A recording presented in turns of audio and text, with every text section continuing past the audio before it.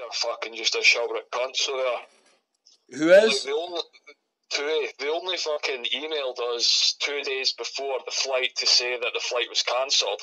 Well, obviously we knew it was cancelled anyway with everything going on. But they're just, because, like, why they do that, so, like, if you cancel with them, then they don't have to pay you back your money. But when they officially cancel it, they've got to pay you back your money. Yes, aye. So they leave it as long as fucking possible, so folk start getting paranoid and phoning up being like, oh, I want to cancel it, then there's no flights. And then, boom, that's them, fell into the trap. That means TUI didn't have to fork out. Like, they get their money back through insurance and that, but TUI don't have to pay it themselves.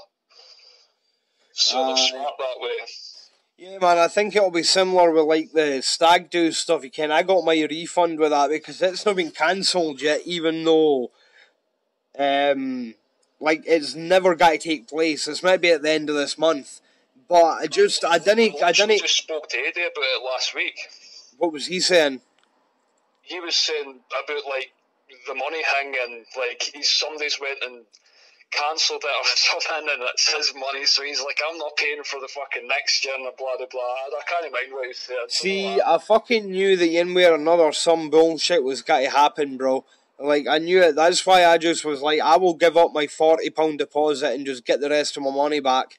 I was like, I'd rather have it, because even if they cancel it like a day or two beforehand, I was like, I just didn't trust the system to fucking figure it out, and I just figured there'd be a problem, and it sounds like there's a problem, because I've not spoke to him, and it sounds like there's a fucking problem, but at least I've got all my money minus £40 back, but I'm alright with that.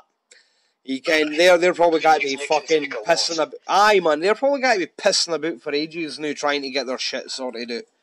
Again, like, what was he saying? That he's got to be paying for the... I don't know. I can't mind exactly, man, because, like, I literally just spoke to him briefly just outside the house when I was getting back for a jog, and he had said something about how there was this stag do in Liverpool or wherever. Was it Liverpool? Aye, bro, aye, Liverpool, aye. I wasn't sure if I just made that up there. No, Liverpool. But no, I'd said there was some fucking stag, and, like, what's happened is I think the guy's cancelled it or something. This is what I don't know if this is right, man, but Eddie said something about somebody cancelling something, so now they're not getting their money. Do you ken who stag do it is? Eh? Do you ken who stag do it is? No. It's my wee brother Mikey's. Oh, is it? Well, aye, you like on it. Gone on a stag. Aye, dude. But here's the thing, man. I don't know what's going on, right? I don't know. After the fucking nightmare, or the first stag do, a couple of years ago, I said that I didn't want to, like, I didn't want any responsibility or silly shit with this, and I was like, I just want to ken where it is, in what time, and how much it costs, and all that. And, aye, they like, afforded me that. They were alright with that. And, like, the boys, whoever his best men are, I forget the guy's names, I ken them, and I've bumped into them in the gym and whatever, I spoke to them a few times, but, bumped into them in the pub one night and all, like, in, what was the pub that we done the shots in that night when I stayed in this place? Liver. What was that pub? What's that pub now? Oh no, it was the Liver at the time. The Lantern, is it? The Lantern, aye, Lantern now, aye. Aye, Lantern now. Bumped into him one night. But, aye, they've just kind of kept me out the loop. They just kind of said to me, right, this is where it is, this is how much it'll cost, and here's a link for that. And it's been a lot better because it was a fucking nightmare the first time around a couple of years ago. Like, it really was one. It was a nightmare. It was all the time, and it was awful we're talking about, and it was just like, it just felt like this big fucking cloud, man. It was just like, all the time. These situations can, like, escalate where folk just, like, the fun gets taken away because everybody's stressed out their fucking boxes. Well, that was it, man. That's build up to it. You're just fucking stressing out your fucking box trying to make it all work. That's it. Like, didn't get me wrong, right? Like, a couple of years ago, the stag do and the weekend doing that, it was excellent. But the lead up to it, it was literally like non-stop a year planning. If like it just like it was ridiculous. Like boys would be planning stuff and talking about what was going on, and then literally when it came to like, right, does everyone agree? Folk would be like, right, so what weekend is it again? And it's like, are you fucking kidding? We literally spoke about this 2 fucking months ago. You can, and it's like, nah, I'm out.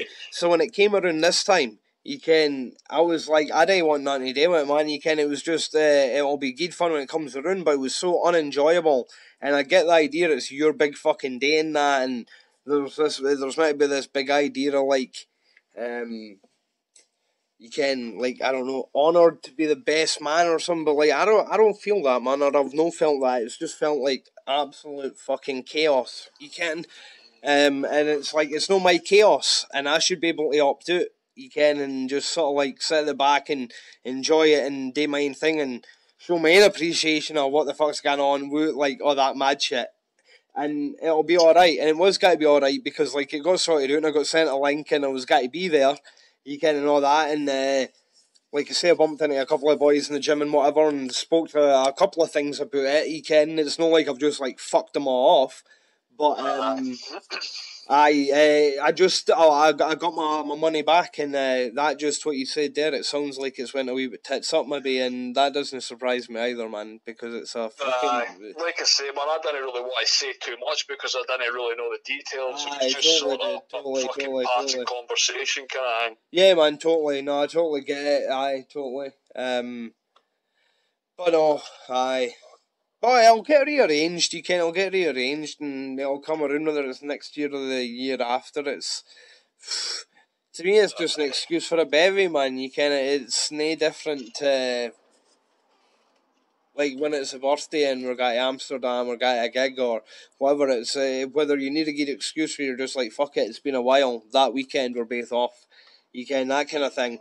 It's just a good excuse for a bevy and that, so it'll get rearranged. It's, I don't think it's been that bad, like, since it all shut down anyway. It's, like, I've been saying this to folk, everyone that I give a shit about's been fucking healthy, and they've kept well.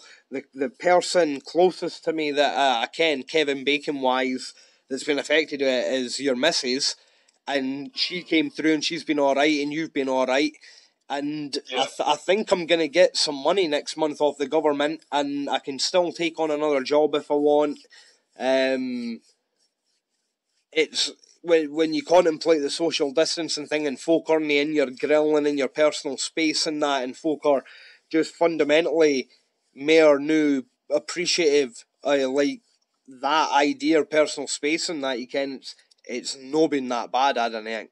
I mean, it has been terrible as a pandemic. Obviously, it's been terrible. It's bad, but in my own wee bubble, it's no been that bad. If anything, it's been like this miniature blessing in disguise almost. Suits my personality a bit better maybe. And the bonus is it's no been that bad around here, and the folk that I can and care about, it's no affected. It's no came that close. Yeah. No, I totally get what you're saying. I mean, it's nice just like for all the chaos that's happening around us and stuff, just to kind of take a fucking step back and realise what's actually important and what's slowing you down in life and this and that. Like, I mean, like I say, I'm just back to work there, but I've not worked in a month, and I knew before, but I know even more now that like I'm working way too much. Like the amount of stuff I've got done, like not even like got done, like it's not like I've been decorating and shit. I've been playing my fucking guitar, I've been lifting weights, I've been out running, I've been reading books, I've been doing this, I've been doing that. It's been great. Like, because I'm getting time to myself that I would never normally have before. Yeah, that's the same here, man. Bust my ass working 60 odd hours a week. That's the exact same here, whether, like, exact same as you, whether I'm reading more or I'm listening to audiobooks. And depending on what it is I'm reading or listening to, then I'm maybe just sitting there listening to tune, thinking a bit more. Whether it's like your own wee psychoanalysis kind of shit where you're just thinking shit through, or then it's playing guitar or making some videos for YouTube. Everything is just fucking slowed down. Like, and it's like they're saying about like obviously it's like great benefits for like the pollution and stuff, like the air's fucking clear, like you see what's happening in the canals in Italy and stuff, but it's probably having great benefits for, I know a lot of folk, and me included, of like, we've went through this weird phase of sort of like, well, nobody really knew what the fuck was coming. And like when it was first here, we didn't know what the fuck it was all about. So it was like overwhelming fucking anxiety and shit. And then after that, and if it kind of started calming, we started getting to grips, and it sort of was like a weird sort of fucking period where like we just slowed down. Everyone just slowed the fuck down. Like you've got more time to think, you've got more time to just analyse things and stuff. I don't know, it's just weird. Yeah, man, just more time. It's weird. More time sitting at home on your own or whatever, just in your own peace and quiet. You can't like the now. You can like. Aye. I mean, usually, and I mean, it doesn't matter that it's a fucking early weekday night. You can, like, you'd usually hear cars going about. You'd usually hear, I mean, you still once in a while hear dafties going about, and especially even across the road, there's a building over there just up a wee bit, and you'll hear a few folk and whatever, but it's generally a lot quieter. You can? Yeah. So, like, instead of, like, a Saturday night when I'm sitting here trying to chill out, I mean, I could be sitting chilling out with my own tunes on and my own noise, or I could be sitting chilling out in absolute peace and quiet, but we're having nothing out there. It gets away all the background noise and all the static bullshit, you can, that's just like, it's just there, you can, and it's just calmer, you can, it's... Yeah. Nah, totally. Which is why, like, half the time, half the time, most of the time, where, like, a car going past, or there's a dog barks, or someone fucking shouts or something, it's like I'm like a dog, man, up at the window, like, who the fuck's out there? It's like, it's so much quieter, it's like, what is the disturbance? You get what's going on? We've got a couple of hippies across the road, fellas, like, in, the bungalows, and quite often, like, if I'm at the back, like, smoking or whatever, like, they've got, like, their tunes on. I've heard their tunes on quite a bit. But it's not fucking, like, I mean, they're clearly just bored out their fucking head. I've walked, obviously, like, if I've been out stegging about and stuff, I've seen them in the garden, they're just kind of chilling, their doors open, their tunes are on. There's nothing really wrong with it, Ken. They're probably fucking, like, I don't know. Like, it's not like as if they're partying, it's just their tunes are on. Aye. But aye, it's cool. I put my tunes on and all, man. I mean, I've had them off for a bit. I keep an eye on the time. I didn't want to cause a ruckus. I remember when I first moved in here, I actually asked the neighbour underneath me, because, like, when you're downstairs at the bottom of the building, you can hear my telly. And because of the fucking neighbour that was underneath me last time around, you can, I was, like,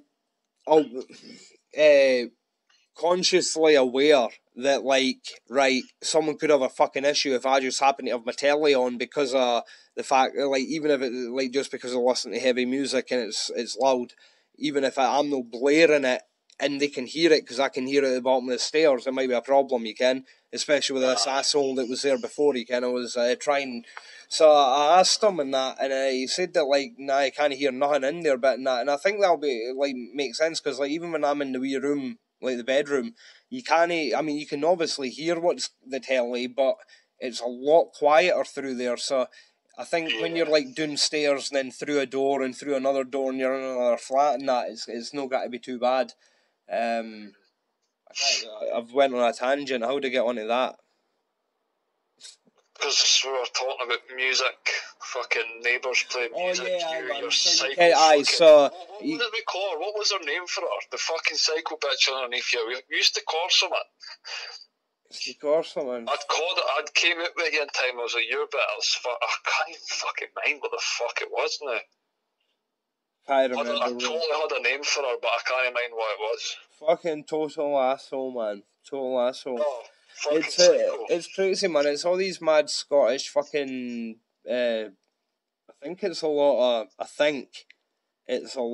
of this fucking SNP law fucking bullshit that's going on. That's been festering for a while. That's led to shit like that, man. You can, where it's like, It's just crazy, You're man. not Like, on Facebook, are you?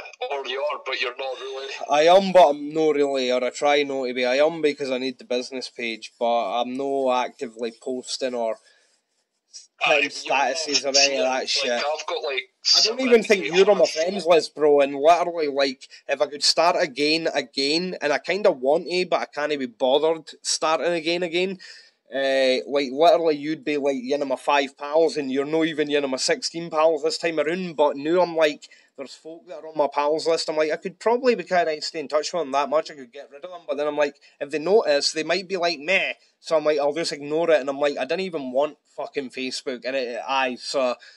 It's a nightmare, man. It's fucking crazy. Like, I've got folk on my Facebook, man. Like, I've got like 700-800 pals in it. I don't even fucking know half of them. Like, I mean, I'm sitting and I'm like, I found myself like just fucking bored scrolling through, and there's like a weird thing going on now on Facebook where, like, obviously, due to the circumstances of what's happening, like I say, everybody's sort of ramped up. We don't know what the fuck's going on because we're getting fed false information through fucking these social media platforms. Every cunt's losing their shit. There's like a mad fucking left v right shit, just like when you're saying about the SNP there. Obviously, you'll know, like, Sturgeon's like, right, we're locked down for another 3 weeks. And Boris is like, yes, go out, but don't go out, and then go out, and then don't go out. So, like, everybody's like, what the fuck do we do? Scotland are still locked down for 3 weeks. England are they're in lockdown, but apparently they're slacking in their fucking lockdown rules. Aye, man. Aye, it's fucking crazy. There's so many, like, it's funny, because I honestly think that Sturgeon and SNP and that have been talking absolute drivel for fucking weeks, if no a lot longer than that. But if we're talking specifically the corona thing, and know that I'm no great genius, but, like, I mean, Sturgeon even just 2 or 3 weeks ago was like, oh, we've known about this or the pandemic, or I can't remember now what she was saying, but she was on about it like being 4 weeks ago, and it had literally been like 3 months, and they just keep coming out with all these silly wee things, man. But even at the end of that, she comes out and she's like, we can't lift restrictions. I would tend to agree with that, right? Like, just because it's gone down, which I think it is, because I've been trying to keep an eye on the daily figure, like, new cases and death figures and that, it's gone down. If you start, like, rampaging about again, it's just going to spread the virus again. So for Bojo to come out, and I didn't mind Bojo, and I mean, I have no political allegiance. Just because I'm slandering the SNP doesn't mean that I'm, like, necessarily anti-SNP. I just happen to think they're talking shite here. And just because I happen to like Bojo, you can just, aye, totally, man. You can just because, like, I like Bojo because he seems kind of like down to earth and cool, and he just comes across alright, but that doesn't mean I'm like a conservative or anything, or like I'm necessarily like I support Bojo. It's just like I still think he's talking pish now, and it's like yeah, because they all fucking talk shit. That's the problem, and you know as well as I know, right? No matter how fucking this was going to turn out, I called this 2 weeks ago. I said England are, honest to God, man. I said this to mum and dad. I was like, no matter what, there's going to be like.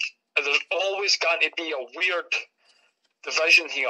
Like, England are going to lift their fucking lockdown, and Scotland would only not lift their lockdown just to be different, because that's the way the SNP work. Yeah, man, totally. Like so no matter what the fuck England came out with, SNP were always going to do the opposite regardless.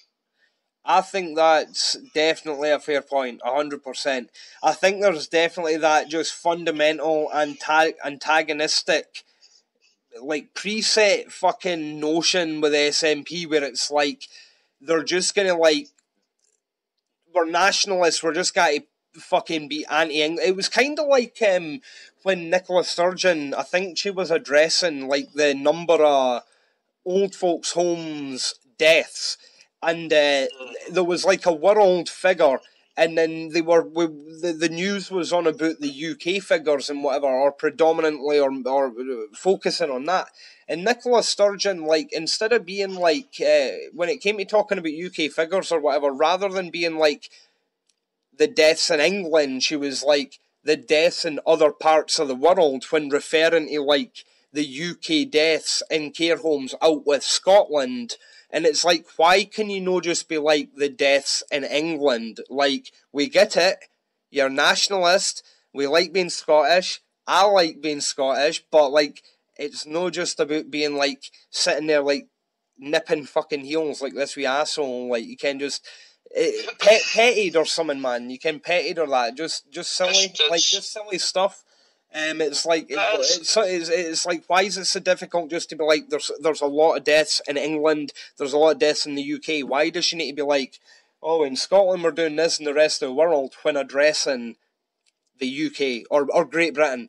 You can, because like, I mean, I don't necessarily like first and foremost identify as British. You can like identify as Scottish, but I mean, dude, I've had like my family tree done. I've had my genetics done to a point. Like, I can't just sit there and ignore the British thing when I'm sitting there banging on about like, oh, 6% Norwegian genetics and 1% Belgian genetics or whatever the fuck it was the other day when I checked my update.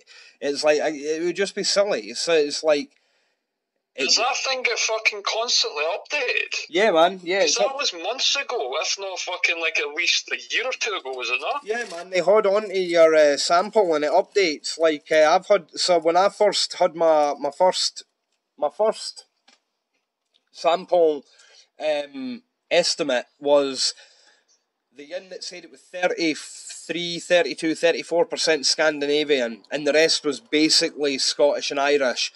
And then it reevaluated it, and it was predominantly, like literally 94% Scottish and Irish, and 6% to 12% Norwegian. So it focused the Scandinavian side of it, and I don't know, because I think it works on like constant evolution of understanding genealogy and genetic markers and that. So like, that's mad as fuck. So because that's constantly changing, your like obviously it's, your thing's got to constantly change. Well, the cool thing is, man, going by the first one I got and then the two updates, that was the first update, that it took away the 33% Scandinavian and it made it 6 to 12% Norwegian, but the rest was back over here or whatever. And this one again is almost identical. It's the same Norwegian only, and everything else is Britain, apart from it's now introduced an element of something like Great Britain and northwestern or northeastern Europe or whatever, and it's literally got like a very small percentage of Belgian in there. So like, it's constantly trying to update it, but like the main ones have stayed much the same, but it sounds like a wee bit focused, instead of like, oh, just Scandinavia, it's like that, and instead of just like Britain, it's went predominantly Scottish-Irish for this period.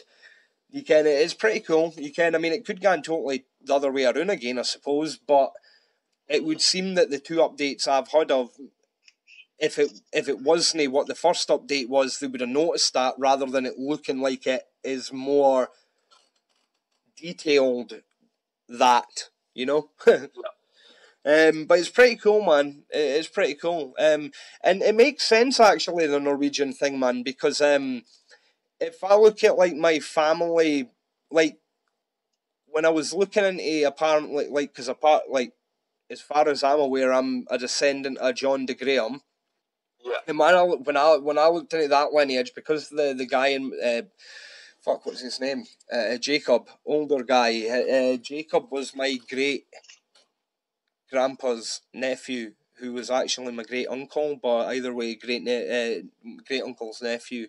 And he done the family tree all the way back to the 1600s, and apparently, like, beyond that, he doesn't ken all the way, but apparently, like, the whole clan, because, like, that's where the name and that comes from.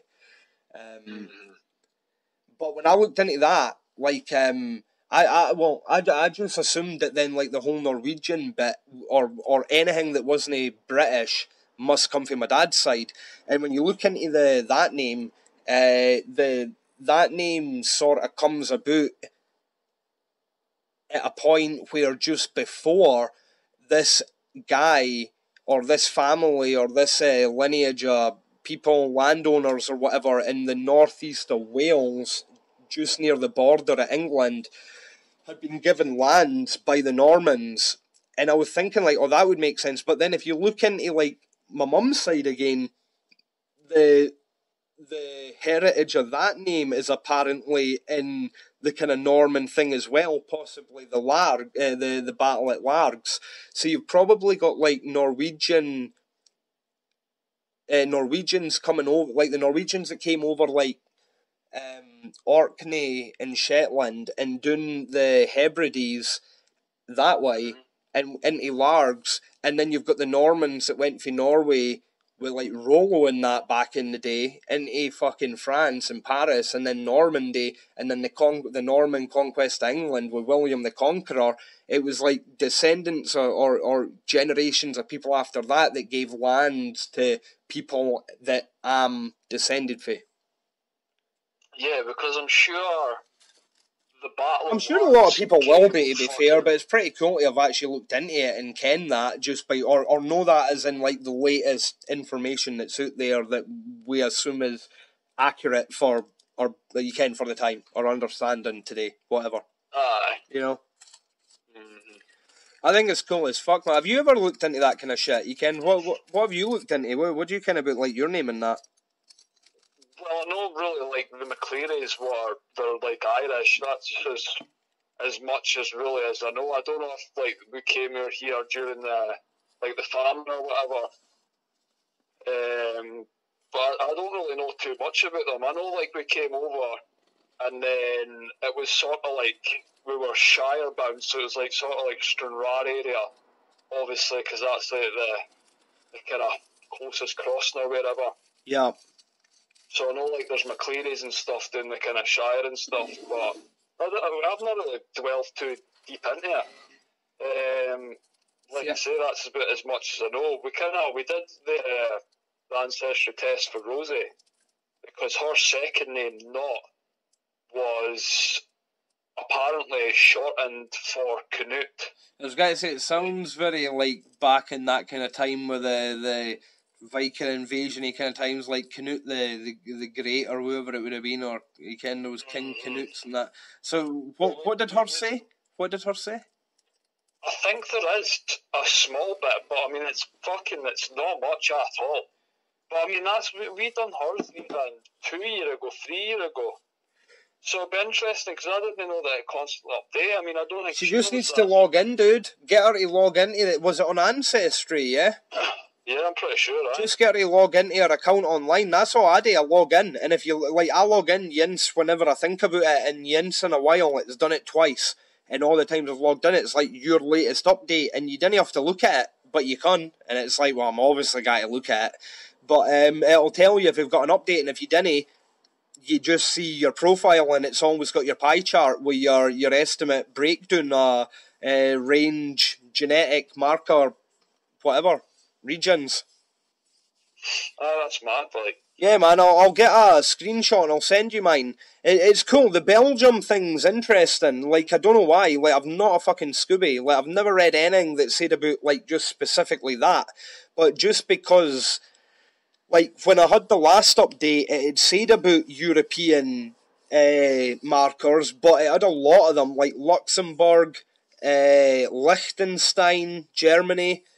And they disappeared on like they were there on my first estimate when I first got my estimate after giving my sample, and then after my first update, they all disappeared, and now after the second update, Belgium's came back. Although I say it's came back, I can't remember if it was there to begin with, but there was definitely European countries there to begin with that disappeared, and then Belgium's came back.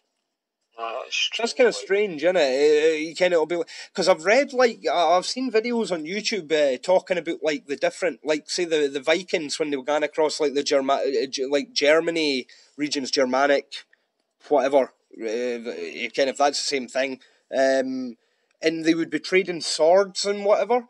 There was a type of sort of like sword that they had, and they were inscribed with a name, and there was fakes, and then there was copies of the fakes and stuff like that. But I was thinking of that, like, you can, like, if you had all these kind of Norwegian, Scandinavian folk that were filtering around, like, would they have picked people up for, like, the trade of swords? Could they have picked up, like, Belgian slaves or something in trading swords towards the Germanic regions, the Germany regions, you can, and then brought them out here? It's like, I don't fucking know, you can, it's like, I don't know. That kind of stuff happened, like, though. Yeah, man, that's what I mean, like, totally like, crazy, you can. They would stay there, so, like, a few of them would stay there, a few of them would go with them. Sort of, it's mad, like, I can't remember, was it a Viking sword that they found that had fucking, like Muslim markings on it and stuff? Yeah, very well could have been, man. That maybe sounds a wee bit like the sword that I'm thinking of, where it had like an H and a plus symbol. It maybe was, man. It maybe was. I'd have to look it up. I can't remember. I'd read something. Yeah, I can't remember either. Yeah. But it just, like, it would be sort of like it, because everything was about trade back then. Yeah. And resources and this and that. So, I mean, like you say, there's probably a few fucking Vikings stayed there, and then a few Belgians went with them, and, like, because it wasn't just all what we picture, like, just Vikings just riding on and slaughtering everybody. Raping and pillaging, aye. I mean, it did exist. That was happening, but, like, there was... Dude, you know what, man? Human beings have always been curious. Have always wanted to fucking... Bro, did you see the other day, that the news are just reporting that some fucking US mercenary, a crew of them got apprehended, gone into Venezuela, I think it was. Apparently they were going to kidnap and or kill their president. And the guard were there as they came in on a wee fucking boat.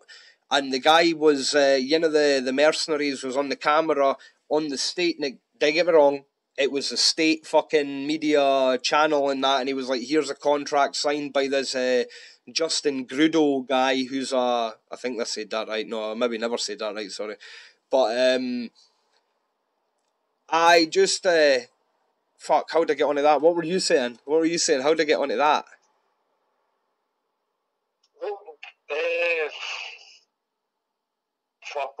I don't know, we're talking about fucking stealing folk and curious human beings who are interested to find out about other human beings, probably mate with them, take them to different parts of the world. It's been happening for fucking thousands of years, Ken. It's, I don't know. Oh, yeah, right, aye. Yeah, man. Yeah, aye, right, so exactly, right? That behaviour, man, I just, like, going out and, like, fucking invading, it's still there. So, like, the other day there, man, these fucking mercenaries got picked up in Venezuela, right? And where were these mercenaries for the fucking state? Like, what? Where? They were American. They were American, man. One of them, the main commander of the unit that got apprehended, was identified as a guy who was like one of the bodyguard kind of armed security at Donald Trump rallies and that. And Trump's downplayed that he had any involvement in it in Venezuela, like the American government ken all about it and whatever. And it's just mental. Like, it could be dog shit, I suppose. Like, it could be dog shit in a way because, like, it's on state Venezuelan fucking media. So, like, it could be propaganda. Like, they're under duress. They could be being forced to say that they're there. But I mean, they've got literally night vision, that pictures, I've seen them on fucking, like, the BBC, for fuck's sake. So, I mean, it's kind of out there, it's out there now. But, like, that thing, man, I just folk gone in. Like, it happens all the time. I was sitting reading that, and it's like, I'm reading that, looking at a picture of, like, these fucking Venezuelan fucking military fucking people, and they are looking down the beach at a fucking wee boat, and it's like they're picking up fucking mercenaries coming in with all the weaponry and that, and they're trying to fucking kidnap folk and kill folk, and it's like, it's just like it is in the fucking telly. It's just like it was 1,000 years ago. It's the exact same. The different thing now is there's more technology. There's more, like, know-how. You ken there's satellites and radios and sonar and fucking nuclear missiles and guns, where back in the day there was just swords and like using the sun to... each other. And yeah, man. bouncing off each other, and that's what's causing like the progression, because like it's quite it wouldn't be where they're at the fucking now if it wasn't for the States. States wouldn't be where they're at the now if it wasn't for Russia, because it's constant like grinding off each other. Yin develops this, then they're got to beat it and develop that. It's constant progression. Dude, you know what There's always got to be competition and fucking these forces that kind of drive us to evolve and shit. 100%, bro. Like, you ken what I've been doing with the wee over the weekend there? We just hunted out. She had this wee 4D headset thing for like space exploration, right? Our uncle got her at Christmas. And you put an app on the phone and you look at these cards, and it's got like, you split them up into categories, and it's got like planets and lunar rovers and satellites and astronomical bodies and another rocket spaceships. And it's cool, man. It gives you this wee 4D representation because it's like 3D, but you can move around it. And what was I going to say there? I keep going on tangents, man. I swear I knew what I was going to say, and I need to ask again where I was going with it. You got something for Mish. You were looking at cards. It was like a wee 4D fucking... Yeah, what were you saying? Yeah. What were you saying?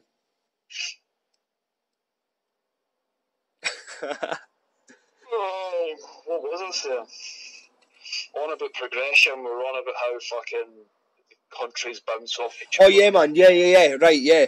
So on the satellite thing, man, the only two satellites that it had were Sputnik and the International Space Station, and Sputnik was the first ever artificial satellite, and when it was launched, I think it was Eisenhower or whoever that fucking president was, there was this big it basically instigated the space race, because they called it the Sputnik crisis, because the Americans were all shitting it that the Russians were going to be able to like start this mad new war because they had this space technology where they could send radio signals in space, and that basically kickstarted the whole space race. And it's just like you were saying there, man. It's always like it's always competitive on every fucking level. There's always someone there that's gonna.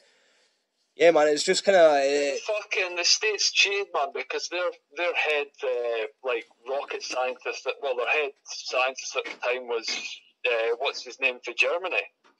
The fucking Nazi. Nazis. The fucking Nazi. What was his name? I can't remember, dude. I honestly can't remember them. That's kind of fucking annoying, mate. Fucking tip of my tongue. Heisenberg. What the Heisenberg. Heidelberg. Heisenberg. Heisenberg. Heisenberg. Is it Heisenberg? Nah, it's definitely not. Fuck, what is it? It's on the tip of my tongue, man. Oh, man.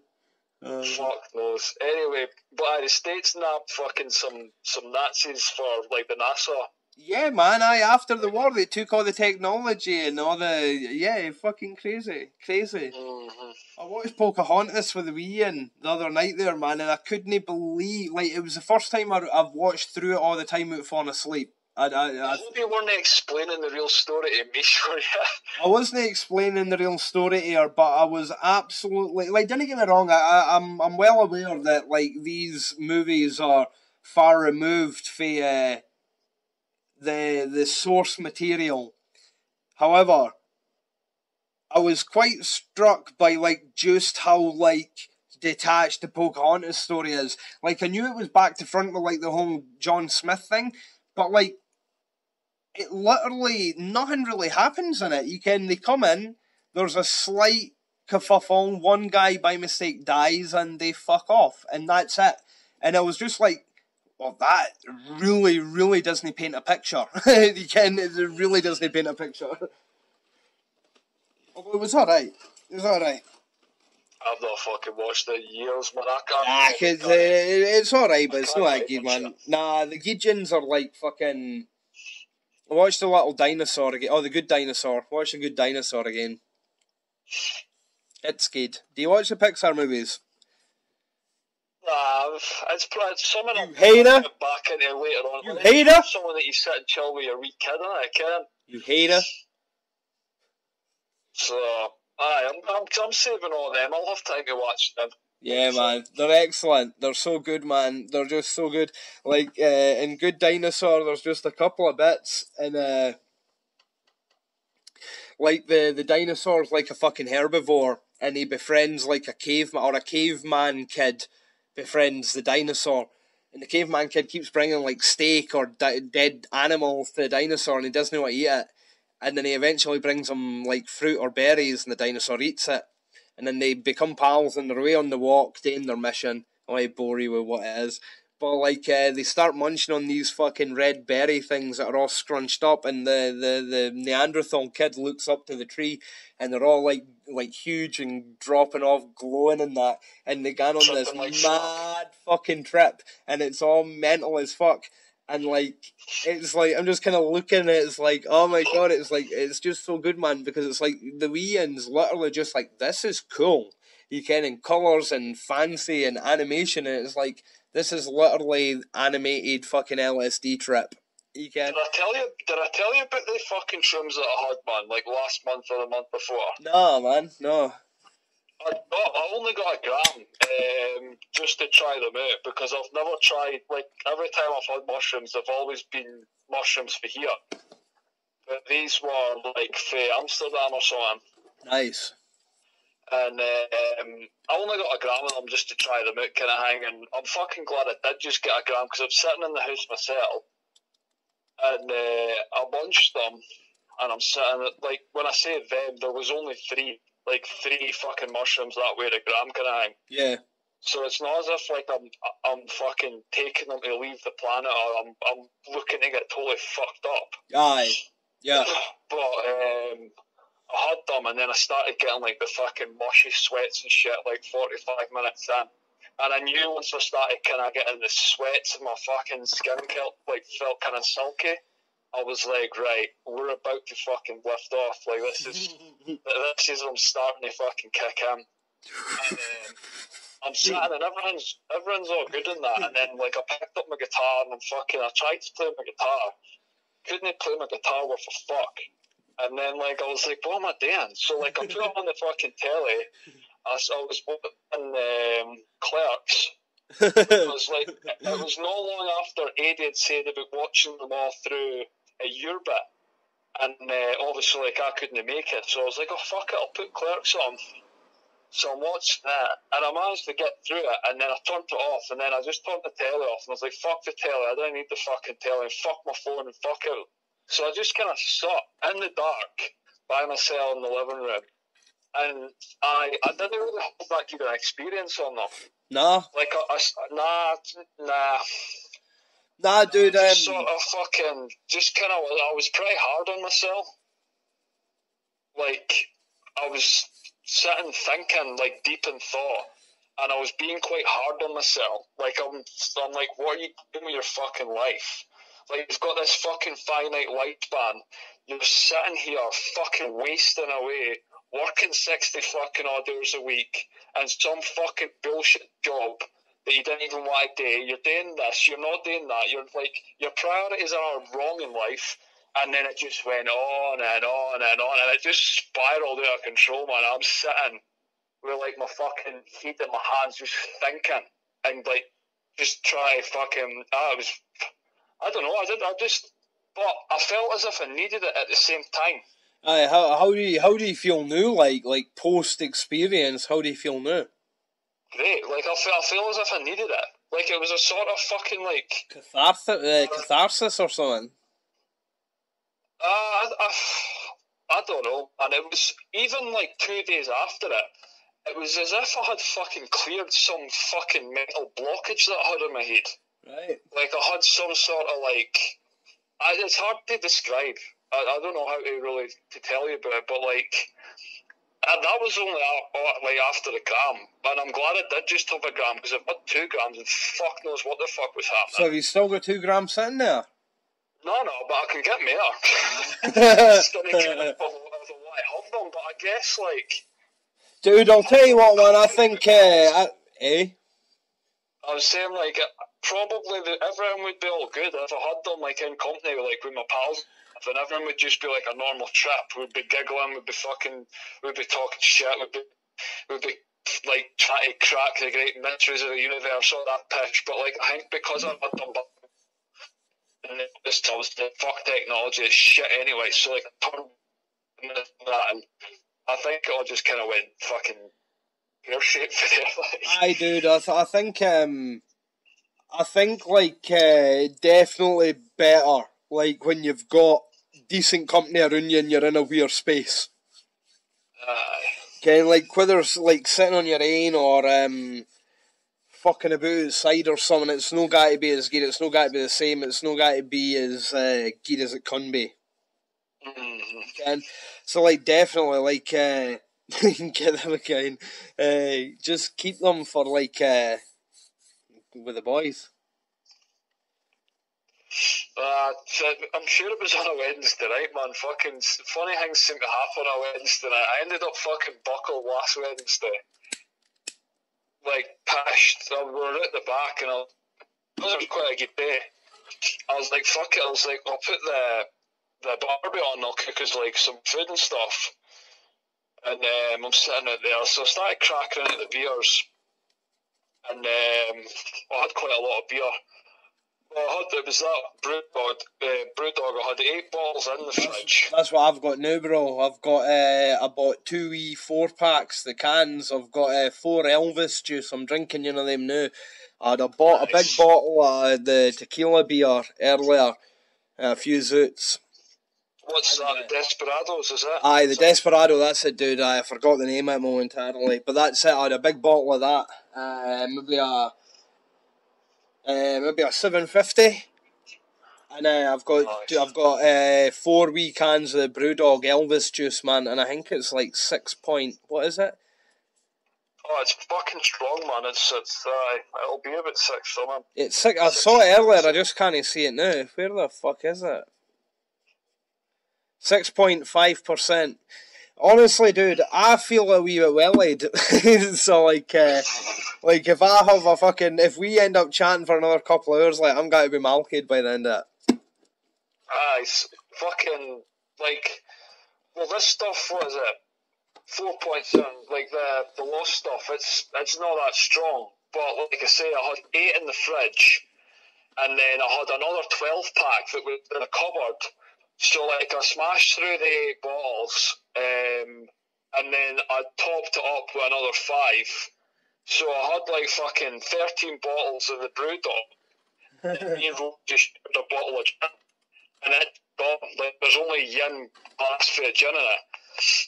And it was good fucking. We sat out, we burnt some logs, and we sat under the stars with the fire and that, just talking about old times, this and that. Good night. We came inside, I put the tunes on, we're sitting in the kitchen, I was like, I'm going out for a smoke, and I went out for a smoke, and fucking hit a bong, smoked a fag, and that was it, babe. I was fucking cooked. I came back in the fucking house, man, and I was falling. I could barely keep my shit together. I fell into the door. And Rosie's like, you alright? And I was like, doggy. Wait, dude, your signals went shite. What'd you say there? I was saying, man, like you came back in the door. Rosie's like, are you alright? And I was like, I'm fine. And I kind of banged into the door, and then I kind of stumbled out of the living room, and I was like, and I was like, oh, fuck. So I made my way to the toilet, started fucking spewing, fell down on the flare. Rosie came through with, like, fucking, she was like, oh my God. She's like, you alright? And I was like, I'm just fucking heaving down the toilet.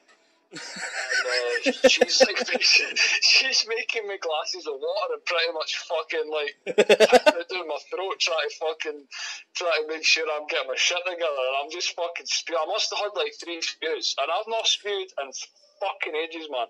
Ages. What was wrong with you? Like, just air hit you or something? I don't know, man. I was fucking. I don't know what happened, man. I was alright, yeah, man. Just had a bong that spanked you. The bong just made me its bitch, I think. I just fucking I don't know what the fuck happened, man. But that was only it's like, because when she was like, hey, you got like King, I'm going up to bed, you come up to bed. I'm lying down in the bathroom floor. I'm like, fuck it, I'll come up the new. So like I came up the stair and then I jumped into bed and stuff, and my fucking, like, I'm spinning.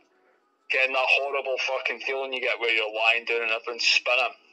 Aye, man, aye. The ceiling's all gone. You're like in a fucking twist or something. Man, it's horrible, dude. Again, horrible. I'm back up. I'm fucking at the toilet again. I'm lying down in the toilet floor. This time up the stair. Fucking spewing again. And I was fucking... I turned out it was a good night. And the next day was pretty fucking rough, like. Aye. With my month off, I've been drinking.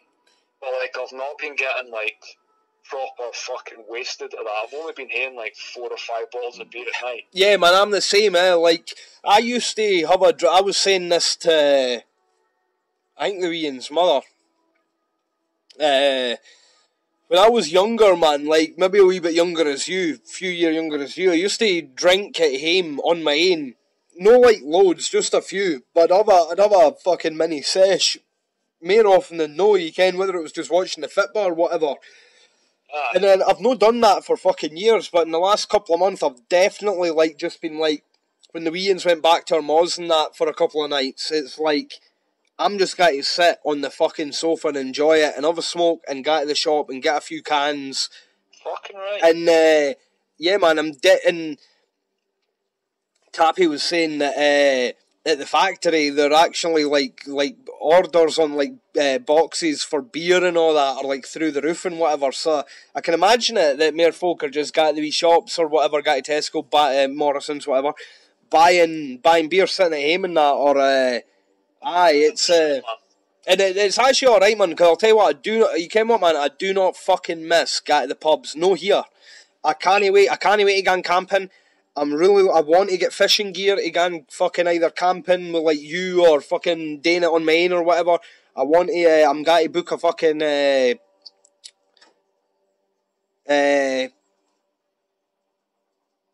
bungee jump. I'm going to book a bungee jump for fucking... what we should fucking do together, man? What? We should, have you ever thought about rock climbing? Aye. We should go and learn how to actually rock climb together. You can do that up at fucking Glasgow. They've got, like, their indoor bit there. And it's only like 14 quid. Yeah, but let's go and learn how to fucking, like, climb properly, use harnesses properly. I know you've had your wee kind of introduction off the bridge and shit.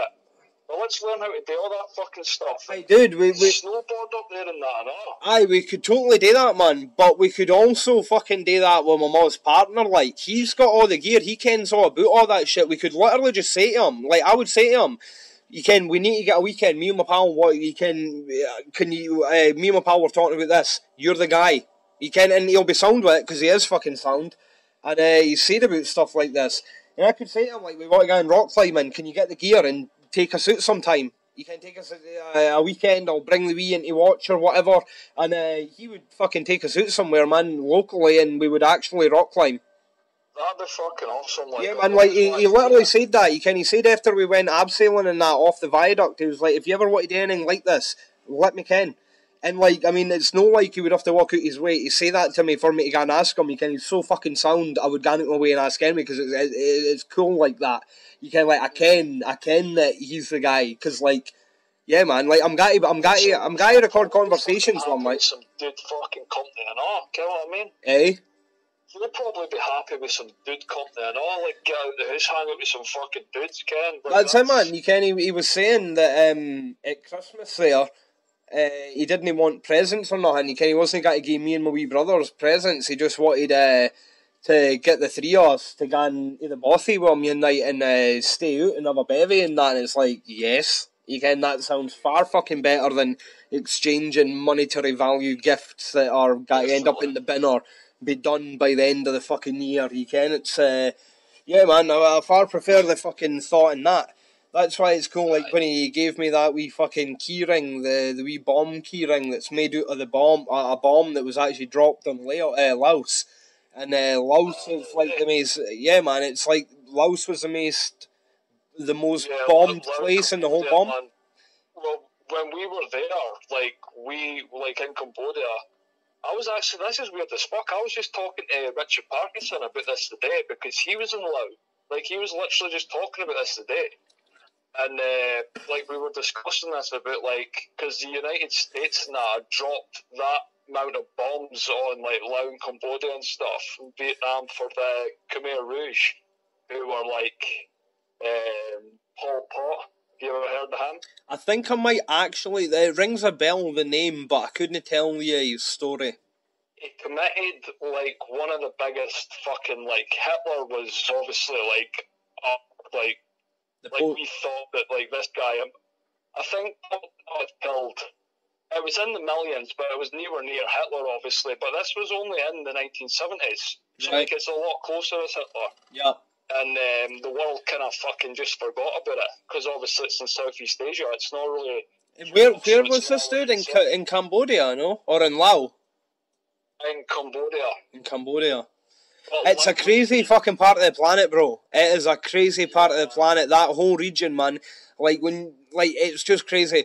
Like, I've got a couple of videos on my channel that I've put up. When you look at, like, Britain's Worst Pedo and that, Richard Huckle and whatever, it's like a breeding ground for fucking people like that. There's loads of them. It's a really fucking, I don't even know what the word is for it, man. It's just, there's a lot of fucking crazy shit going on over there. Like, in that kind of general region, there's a lot of crazy shit going on. There is, but it's also a fucking region that I don't know. I mean, like, see fucking Thailand, man. I've just got this weird fucking, like, thing with Thailand. I just want to fucking move it to Thailand. Oh, don't get me wrong, dude. You can, like, Ma and Mon that have been out there the last 2 years for like 2.5, 3 months at a time. The whole of Southeast Asia, they've been in the Philippines, they've been in Vietnam, they've been in fucking Burma, I think, they've been up the Mekong River, they've been in Laos, they've been up fucking Mount Everest. I'm not saying that, like, I'm not trying to tar the whole region with, like, just, there's mental shit happens. It's like it's an incredibly unreal looking area. Like, I've watched videos that they've taken on boats going up the river where, like, bolts of lightning hitting the fucking river like 10 yards for the boat and shit. Like, and obviously that could happen out there, but it hasn't. But I just mean, like, you look at the scenery up this massive river and you've got like this jungle and there's trees and a mountain and fucking God knows, it's incredible, man. There's so much. It's such an incredible looking place on the planet. It's also got a lot of crazy shit. It's just an interesting region, man. An interesting region in all ways. Whether it was travelling, whether it was looking at, like, just whatever, man. It's just a lot of cool shit. A lot of cool stuff. I think, though, because there's such a fucking sense of freedom there, that's what attracts the freaks. Totally, like anywhere where it's like that, where there's there's an acceptance, a sort of fucking... Yeah, man. To attract the freaks, man. Yeah, totally, man. I mean, there's, like, it's sort of, like, I've not done too much reading on it, so I don't really want to speak for anything, because, like, I'm literally picking at straws that I'm trying to remember what I've read, but it basically sounds that, like, you can generally things are frowned upon that are frowned upon here, but then there's certain, say, minority groups that are segregated or religious-based social norm, political, lawfully bound norms that are the kind of, like underage marriages and that happen through religion and whatever. And it's kind of like they happen, but they're no menty, but they do, and they kind of hush it, and it's under they kind of hush it under the carpet, and it's kind of crazy, man. Like it's obviously not just that, like, or just there or whatever, but no. you can. It's I get what you mean, man. I get what you mean. I feel for the sake of recording it, man, it's good to sort of like reiterate like that. You can, like, I don't actually mean that. Don't want to piss someone off that might actually listen to our conversation. Right. Why is he saying that? Fuck's sake. But no, man, I was going to say, I've got this fucking little keyring that's a bomb shape, and it's actually made out of part of a bomb that was dropped on Laos or Laos or whatever. And it's just cool. I remember when... Pardon me. Like, fucking Rick. Remember when he gave me it, he actually said, he was like, it didn't cost a lot of money, so I didn't want you to think that, like, oh, it wasn't whatever, because it didn't cost a lot of money, but I thought you would like it. And he put a note with it and said what it was, and it was like, that could literally fucking cost you nothing, and the fact that it's got such a cool story behind it is, like, all that matters.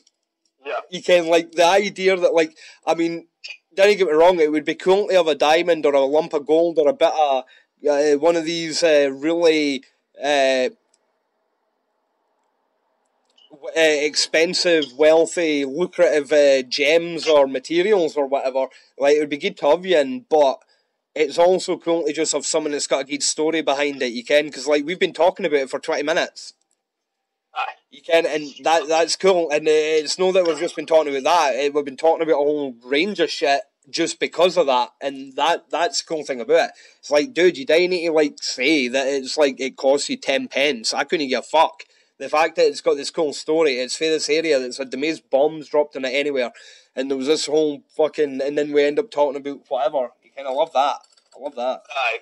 Like, that's, like, when we were there, like, we never were in Laos, but, like, Cambodia, it's absolutely fucking crazy the amount of folk you see, like, limbs and missing fingers and fucking...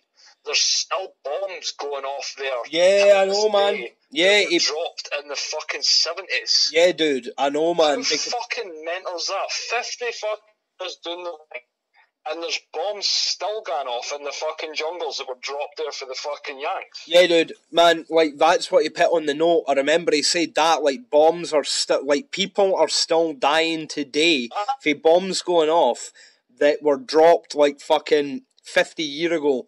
And, like, I think the thing is, man, I might be wrong here, but I don't think I am. I think that, like, the bit that I've got was actually made... It wasn't just, like, a bit of shrapnel that was picked up, like, 10 years after the war. This was, like, made out of a bomb that they actually picked out the ground that hadn't blew up. They're like, we're going to make that into, like, fucking tourist memorabilia. I think it's fucking cool. I think it's cool because it's literally sort of like, I've got some cool shit here, man. You can, like, I've got that bit of Nazi bomb here and all. You've got the fucking the Berlin Wall and all, man. Yeah, dude. I was literally just looking at that yesterday, maybe yesterday or the day before, maybe the day before that. Within the last 2 or 3 days, I was wiping all along that wee bit on top of the CD cases, and I was looking at a bit of Berlin Wall, and I was just reminiscing about it again, man. Such a... Oh, what a time. I was literally talking to the wee Ian's mother about it earlier on the phone. In fact, when you phoned, I was on the phone to her, and I said to her, I was like, right, Ker's phoning me, because I said that I wasn't expecting you to phone, but I because you'd messaged, I was like, you might be phoning. But I'd been saying to her on that phone call about Berlin, aye. Brilliant trip, man. Aye. Oh, unreal, man. So many stories, so many stories. Absolute fucking cake. So many stories, man. I'm with Cheese on this, man. I think our conversations are relatively interesting. I think we've got something to say, but I think our stories are good enough. So if you stick about and you were to listen to 1,000 conversations with us and you got to ken our stories, then I'm sure you would be entertained. Right. What was that, dude? Your phone went quiet again.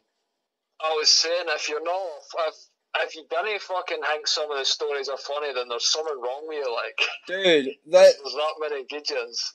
There's no bad ones.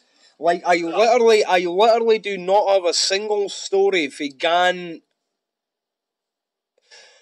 The thing is, man, that even shit stories like Gan to see Slayer and then the fucking dickhead bouncers at the Hydro no letting me in after having that cigarette, that was shite at the time, but it's a good story. Oh, aye. You can, like, it's, in that sense, I mean,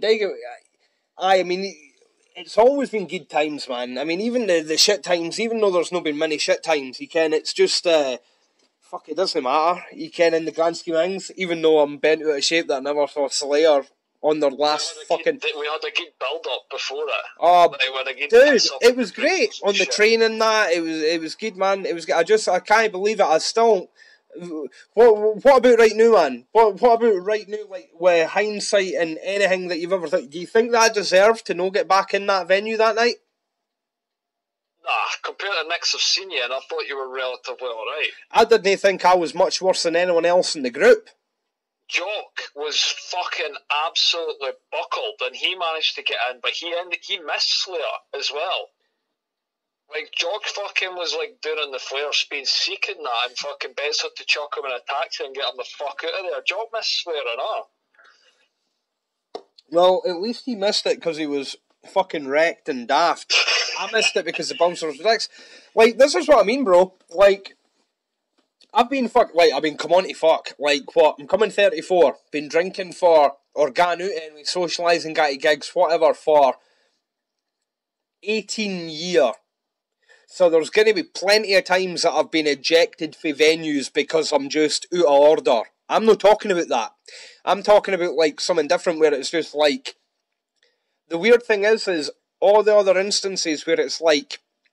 It just feels like an abuse of power by dickheads that are, like, just trying to come the cunt and trying to instigate someone or ruin a cunt's night. 99.9% of them have happened in Glasgow. That's a weird thing. That's partly, I think, because Glasgow's literally had to deal with that much fucking shit for fucking years and years and years. They're pretty tight and they like to keep it pretty under control. I get that, dude. I get that. I get that, but what I didn't get is I've not even, like, in between me feeling like that, I've not seen you get kicked out 5 times. Or any of the other boys get kicked out 5 times each. It's just me. It feels focused, but at the same time, it's like... It's not like they ken who I am. I mean, I'm not from Glasgow. It's not like... But how could they, man? It's not like a... Because you know yourself, man. After you fucking jumped off that balcony, some fucking guy that owned the fucking... But it's been before that, though, dude. Dude, it was well before that. No, that wasn't the... That didn't start it. It's been a long time. It's no that isn't one of the cases that I would say, like, I fully understand why I got banned for that venue that night. That isn't in this discussion, you can. Like, I'm not trying to be a fan about that. I'm not I would argue that there are people in that venue that night that were far more out of order than me and never got banned, which is curious, but no, I'm not arguing fundamentally the fact that I got banned for the venue that night. I mean, I was daft, jumped off a balcony. You can get ejected. That's all right. You kind of get that. That's not what I'm talking about. You can that doesn't make it into the cut. I'm talking about something different. Otherwise, folk could just be like, oh, every time you get gassed and get fucking kicked out, you're just like, meh. And it's no that, because I well understand that, like, dude, like, when we were in... Wait, were you in Manchester for Godsmack? Aye, man. Aye, I was going to say, who all went down for that?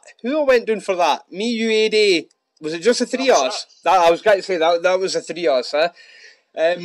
Like, I was absolutely fucking mongold going into that venue. Like, I was wrecked, bro. Oh, fucking do know. Like, absolutely wrecked. Barely remember it. Don't know what the fuck I was up to. I lost my ticket. Couldn't find it, bought a new ticket, eventually got in the venue after waiting ages trying to find my ticket and buying a ticket, get in the venue, find my fucking ticket. I was shouting like fuck because the bouncers Dude, I do not remember much of that gig. But I'm actually hanging at the fucking door like, it's in your pocket! It's in your fucking pocket! And the bouncers are like, get in with that drink! And I'm like, it's in your pocket! And you're still stalling about the fucking street trying to find your ticket. And I'm thinking, fuck's sake, man. I knew it was in your pocket. Here's the thing though, dude, right? As wrecked as we were, or as especially wrecked as I was in that, they could have kicked us out, and they would have been well within their right, but they never. But like, we weren't harming Nathan either. We just happened to be a bit we were intoxicated, waiting to get in the venue. We were being quite fucking, like, I remember. We were boisterous, dude. We were boisterous. You can, but the point is, dude, they still let us in. They were still like, dude, take 10 minutes, come back, get your ticket or buy a new one, and you can come and see the show. Why they couldn't have done that at the fucking Hydro? And the thing is, even if I was wrecked, they could have done that, and I wasn't even wrecked because I wasn't even any worse on average than anyone else in that group. Honestly, man, it's such a pain in the cunt. Like, I'm over it, but not over it, because when I talk about it, I'm still like, nah, that's shit, because like it was Slayer's last fucking tour and gig, and they bouncers, man. It's not like flashing like drugs or a knife or a gun or starting fights or grabbing random lassies' tits or anything like that. You can. It's like, wasn't fucking? We were literally just had a few beers and, or that's what I remember. Was it different? Oh, we were fucking steaming, probably, like we always are, but I don't think it was anything different from what it normally is. Like, aye, that's what I mean, man. You can. I don't think I was any worse than anyone else, and then end up having to wander about outside the Hydro and going back into the city centre, and then literally sitting at the bar in Solid having a couple of halves. And the bouncer comes over and it's like, you need to get out of here, and it's like, you're having a fucking laugh, mate. I was just sitting on mine, doing nothing. I wasn't talking to anyone. Wasn't anything. Ended up sitting in an hotel, and then like all the folk came back, and there was like our crew, and then there was like the other crew, and everyone was fucking off to the catty, and that Kelly wasn't gone out, and I was like, there's no fucking way I'm going to the catty. I'm just going to get turned away because it's been like that all fucking night. I'm not doing it. So I just fucking sat in the hotel and drunk wine with her, I think. I don't know if I went the cat. I can't fucking remember. I don't know if I did. Yeah. Hold your thought, dude. I'm going to take a piss and burst in here. I'm just going to get in it for a quick fucking smoke of this doobie. Aye. Are you on the phone with the doobie, like, or? Aye. I've got a wee bit out there. I've not got much left. Aye, cool, man. Right, I'll let you carry on back.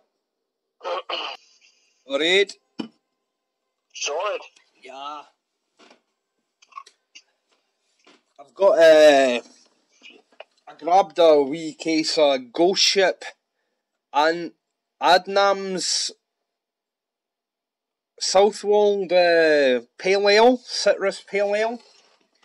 Right. The cans are a bit bigger. I'll tell you what, man, it is a nice can. I swear, I bought it mainly because, I like the pale ales and that, but it's got a really cool fucking label. You can, like, when you go into a shop or whatever and you're looking for a metal album and you see a really cool cover, or maybe you're just looking for an album, but you see a really cool fucking cover, and the album artwork catches your eye, and you're like, that's fucking neat. I'm drawn to that. I fancy buying that because it looks cool. Aye. I kind of done that with this beer, man, and it's got a really cool fucking can on it. Like, it's got like proper sort of valued shading, for dark to light with the blue sky and that, and behind a pirate ship and whatever, or ghost ship. But I had you earlier on. It's not as strong as the fucking brew dogs that I've had, but it's quite nice and all. But the Brewdogs are alright, another one, for 6.5%. I think they're alright. It's nowhere near as heavy as I thought it was going to be. It's actually really quite refreshing for a 6, was it 6.5? 6.5%. Size 6.5, 6.4, they're pretty strong. Yeah, but no bad. It's no, it didn't make me fucking choke or gag or nothing like that. It's actually quite nice. No bad.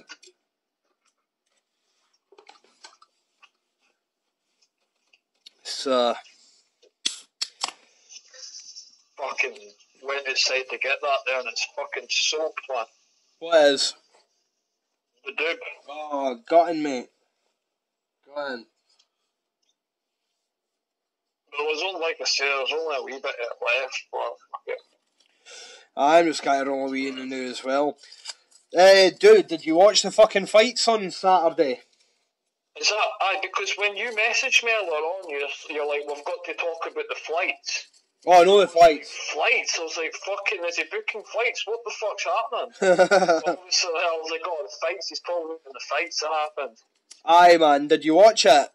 I did, I watched it, because I was working on Sunday, I watched it as soon as I finished work. I tried to stay up with a couple of drinks to watch it, and I fell asleep and I woke up in about the third fight, the third round of the main event.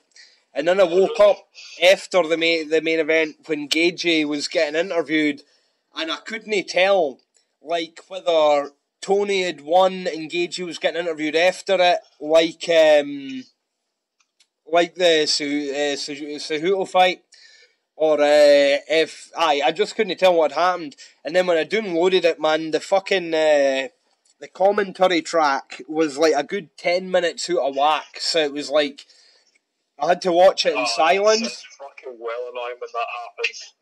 But what did you think it, man? Oh, well, I thought it was fine. It was a good card, man. I really enjoyed it. I've only seen I watched the Ngannou fight and I watched the Dominic Cruz fight, the Cejudo fight, and I watched the Ferguson and sorry, Justin Gaethje, Gaethje. I watched that.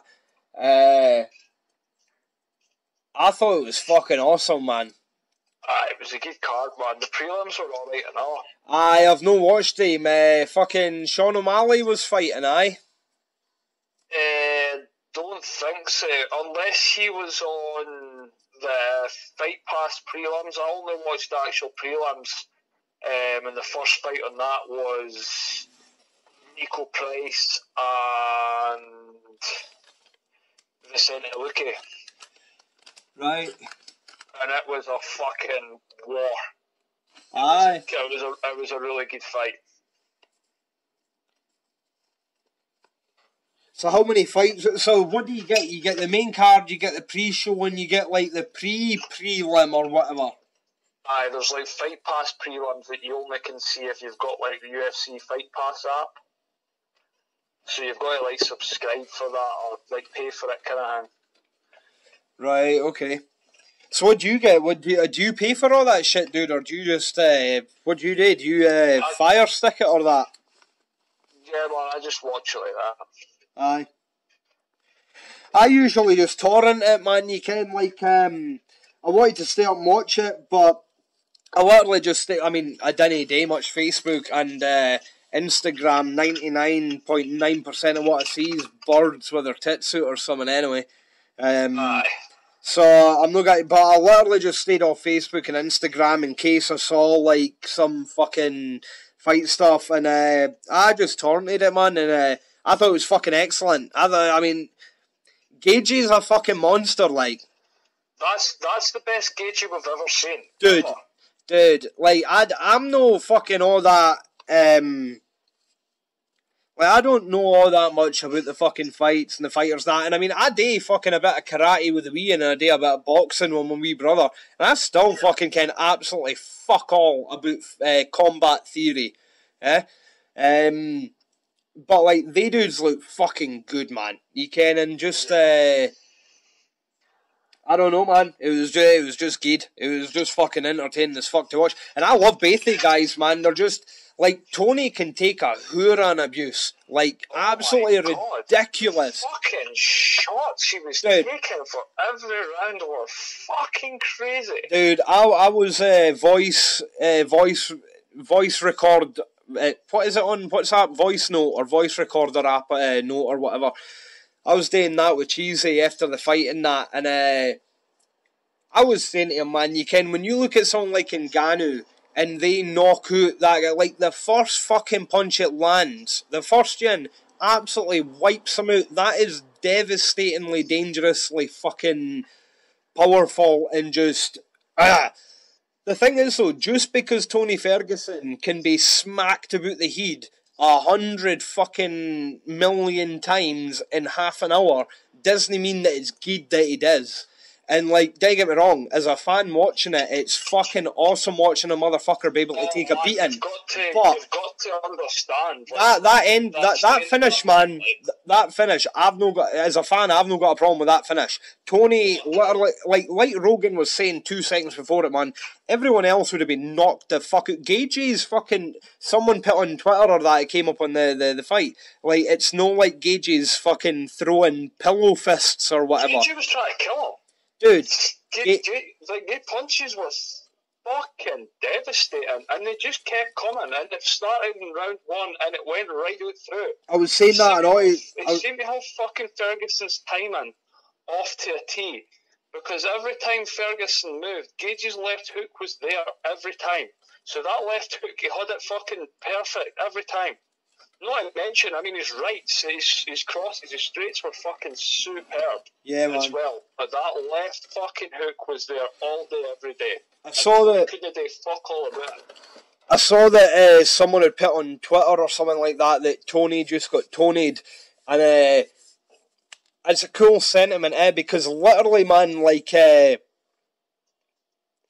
Gagey just went in there and Tony had no fucking answer. Like, he literally outclassed him in every fucking sense by the looks of it, you can. Like, Tony had no answer in any bit. And it's like, he literally just went in there and just, Tony'd him, man, every bit. Because Tony usually goes in there and picks folk apart, or picks them apart with his cardio, or his reach, or his mad erratic fucking movements, or his stance, or you can just, his strike, everything, man, he's full game. But, like, he literally looked like a fucking neutered fucking nothing most of the time in that fight. He literally looked like he was... I mean, he spent half the fight running, man. You can, the number of times he was running. I don't know, like, if the weight cuts maybe fucked him, man, because... Totally, aye. Obviously, he had a weight cut for, like, Khabib, and then probably started fucking putting on weight again, then had to cut again for Ken. Like, you don't know, there's every single little thing in detail all adds up in that line of fucking... Oh no, that totally, man. I would definitely, I imagine that would definitely take its toll. But if we're not looking at reasons or excuses, then just sort of dissecting the fight, you can. Like, for a start, man, I absolutely fucking hope that there's a rematch. You can, I don't give a fuck. Let there be a rematch. Like, if Tony wins it back, rematch it again. You can, 3 fights with cunts. I love the fights. You can do or lassies, man. I mean, look at cunts like Amanda Nunes, or the Polish lassie or whatever with the big long name, Jędrzejczyk or whatever that I can't pronounce. They folk just bang. You can dog fighters and that. Anthony Pettis, even Conor, man, he slings, but he usually knocks folk out anyway. But Nate, you can Cerrone, all they kind of fighters, man. I love they fucking fighters. You can, they dog fight, and they just want to. You can, they're no like looking to take on all the punishment, but they dish out that much punishment. They're also fucking tough enough they can sustain a bit of damage. And it's entertaining as fuck to watch. I love it. Aye. Absolutely fucking love it. Good, but like you were saying before, I mean, folk that are watching that, like you've got to fucking... Well, you know what it's like, man. You've been fucking punched in the face a bunch. Like, you can what it's like. It's... I don't know, like, they add up. Oh, no, 100%, dude. 100%. You can, they've got, like... That's why it's in a fucking octagon, and there's a referee, and there's a fucking committee that puts it together, right? You can, it's, like, aye, man. I mean, if it was to guarantee, I mean, if it was to guarantee the death, it would be a death. You can, it's got to be regulated and you can looked after, and you get aye. Well, I'm sure Tony's got I think I read like the day or yesterday he's got like a broken orbital. Like, so like that's like that when it stopped. He kind of like he shook his head and he seen a couple of blinks. His orbital was probably broke then and there. Like, and he was probably just, like, he's in that warrior fucking mindset and shit. He would have kept going. Tony Gant's dead, like. Of course he would, man. You've got to fucking protect these guys for themselves. They're fucking savages. Absolutely, man. You can. That's why the referee's there. You can, and you get shit stoppages, and then you get stoppages that are a wee bit, for lack of a better term, controversial because they stir up debate. You can, but I think that was a good stoppage. And the thing is, man, he could have stopped it fucking 10 minutes before that, but he never. We got a fucking banging fight. Like, it was a banging fight, and it got stopped before it got more dangerous. You can. He was rocked at least fucking 5 times. I'll tell you what, Kerr, what I was thinking of, man, and I bet you said it earlier, you think of someone like Ngannou knocking out Rosenstruck or whatever. Rosenstruck. He hit him fucking like, dude. Fair enough, he knocks him out, but they punches on the deck, dude. When he's fucking out cold, man, and he's receiving them when he's actually out, that's Terminator business. That's absolute Terminator business. You think that, right? That is, like, it's crazy. Like, can you imagine someone like Noah Heavyweight cunt that's in the sort of size and mass range of some, like, relative mass and size range around about the size of fucking Ngannou. Imagine me or your head getting hit by that cunt, man. He would literally turn our head into scrambled egg. It would probably kill us, bud. Yeah, man. But I'll tell you what though, dude, like, can you imagine, like when you think of, like, CT and all that and the constant damage, can you imagine that, like, Tony getting hit that much in that fight? He probably, relative to whatever, I don't know, that's a bold statement I'm about to make, actually. You can, relative to brain mass or brain whatever or activity or the way that it all works, like, that whole side of it. You can, like, getting hit in the head for 25 minutes but no getting knocked out. That surely has the possibility of being worse than... I was away for a CT scan there last week. Like, because I told you like a while ago, man, like I'd blacked out and shit, like at my pal's bit. And I had fucking stand. I had this weird, like...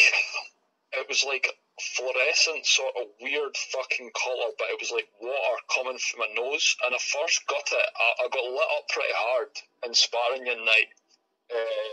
And like when I got home, like I had a cracked rib, and my fucking like I had this like stuff coming out my nose dripping, and it happened a few times, and it happened when I blacked out. So I was really quite paranoid about it because like I started reading into it and.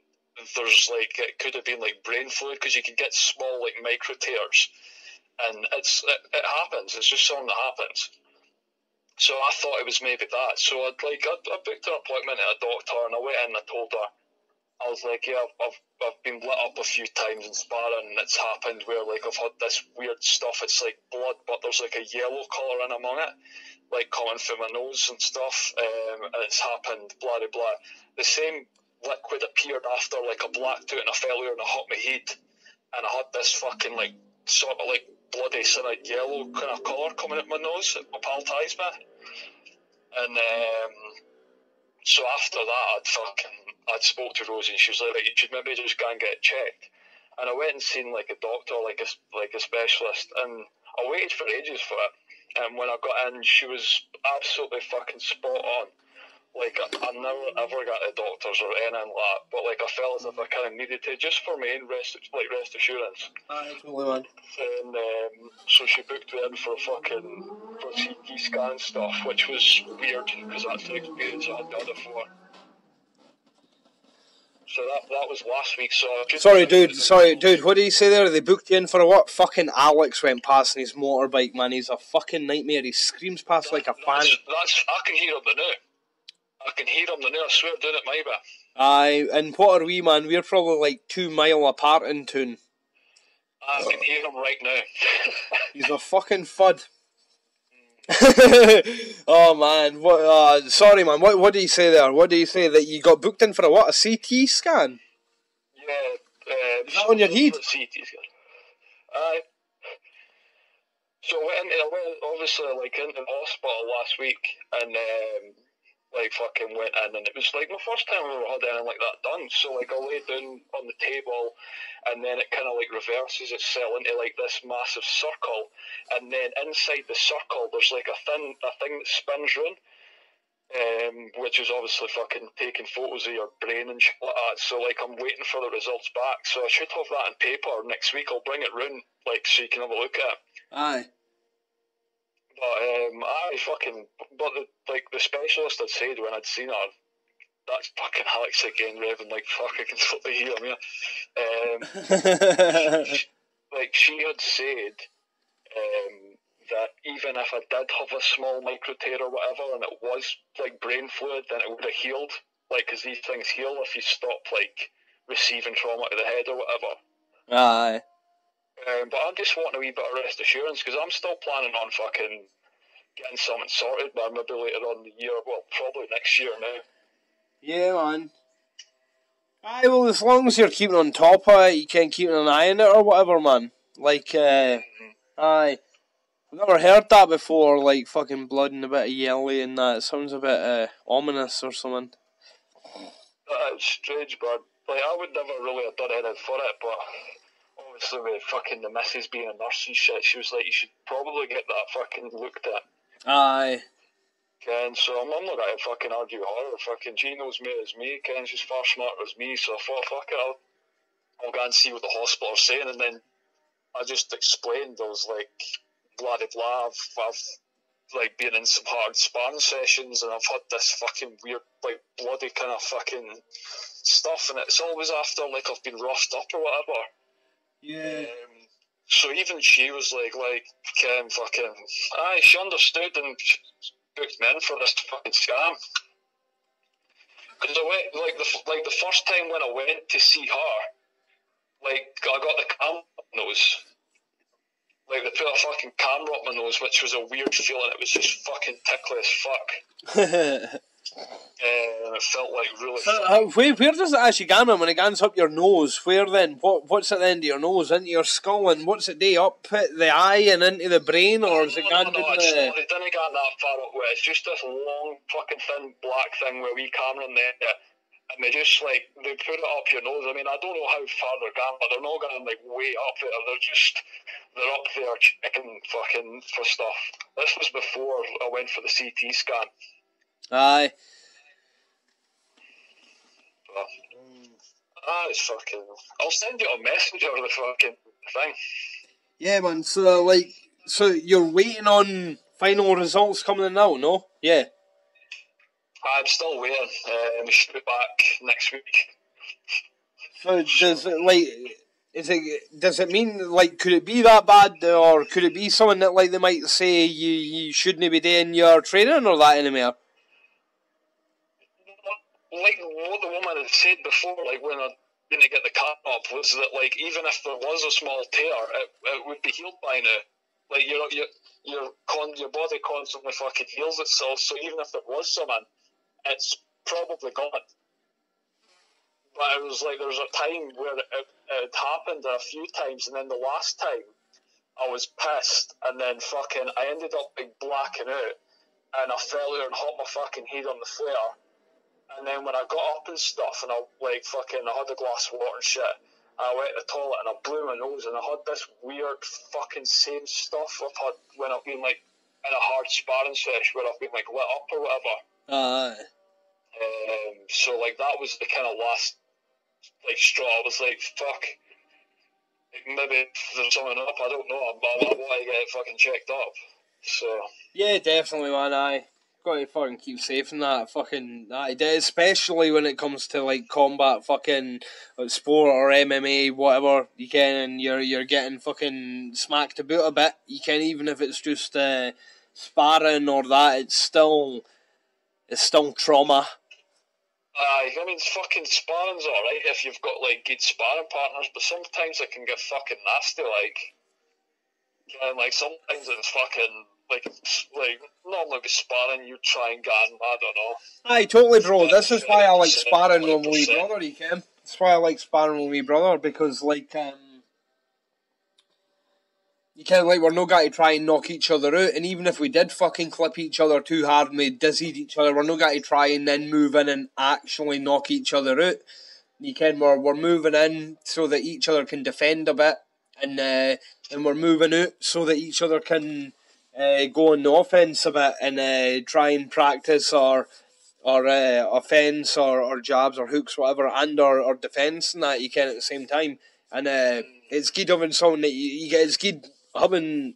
It's good sparring when you know that the other person isn't going to try and fucking kill you.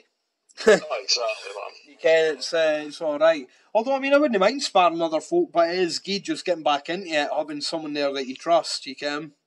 Oh, definitely. No, I didn't like the whole fucking. No, I mean, sparring is definitely like 100%. It's necessary. It's something you've got to do.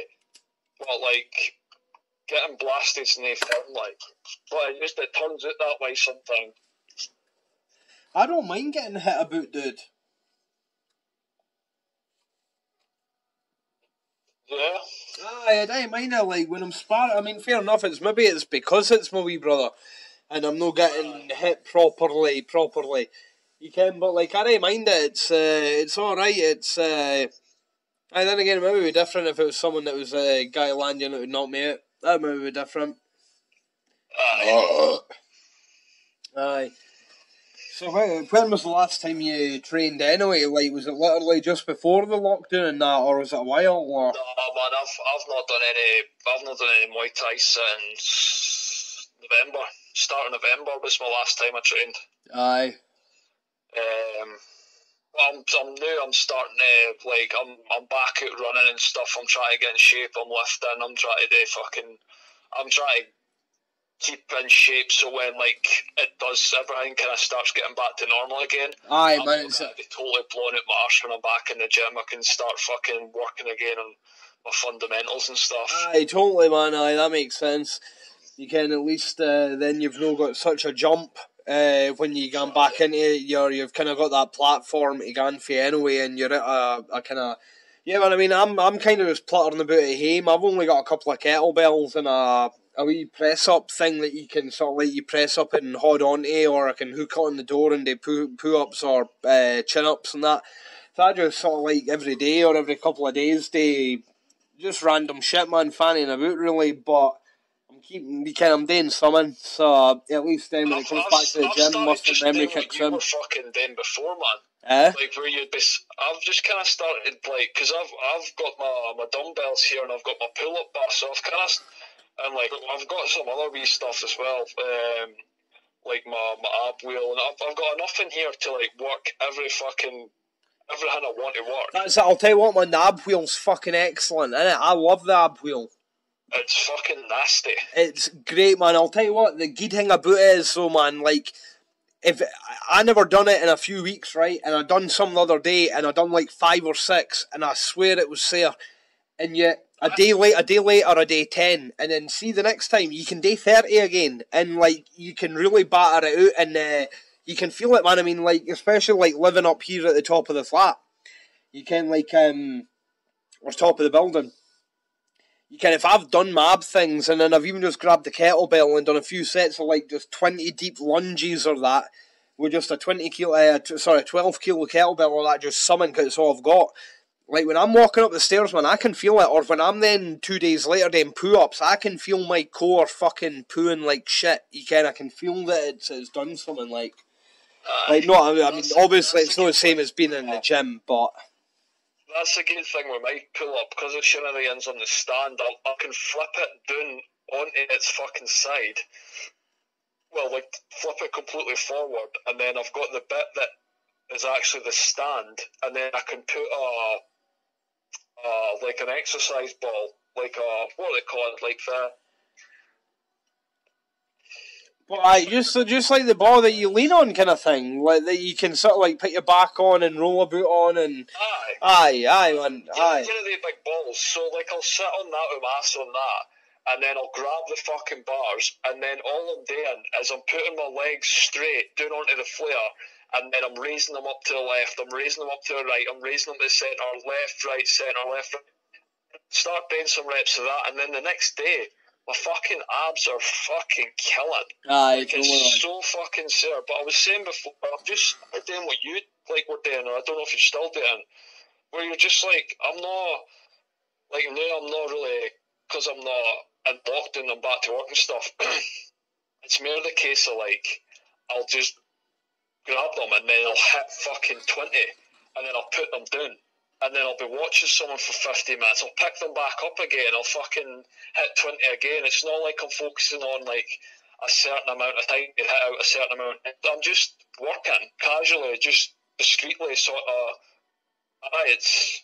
No, man, that's exactly what I do. That's exactly what I do. I will literally, like, especially on the days I've not got the wee in with me, I'll have a couple of bongs, I'll have a coffee, I'll have something to eat, I'll put on some Motorhead or that, and I'll do some pull-ups, do some chin-ups, I'll do some press-ups, I'll lug some fucking weights, and then I'll sit down, and then literally half an hour later, I'll go for a shit, and then on the way back, I'll do a few sets.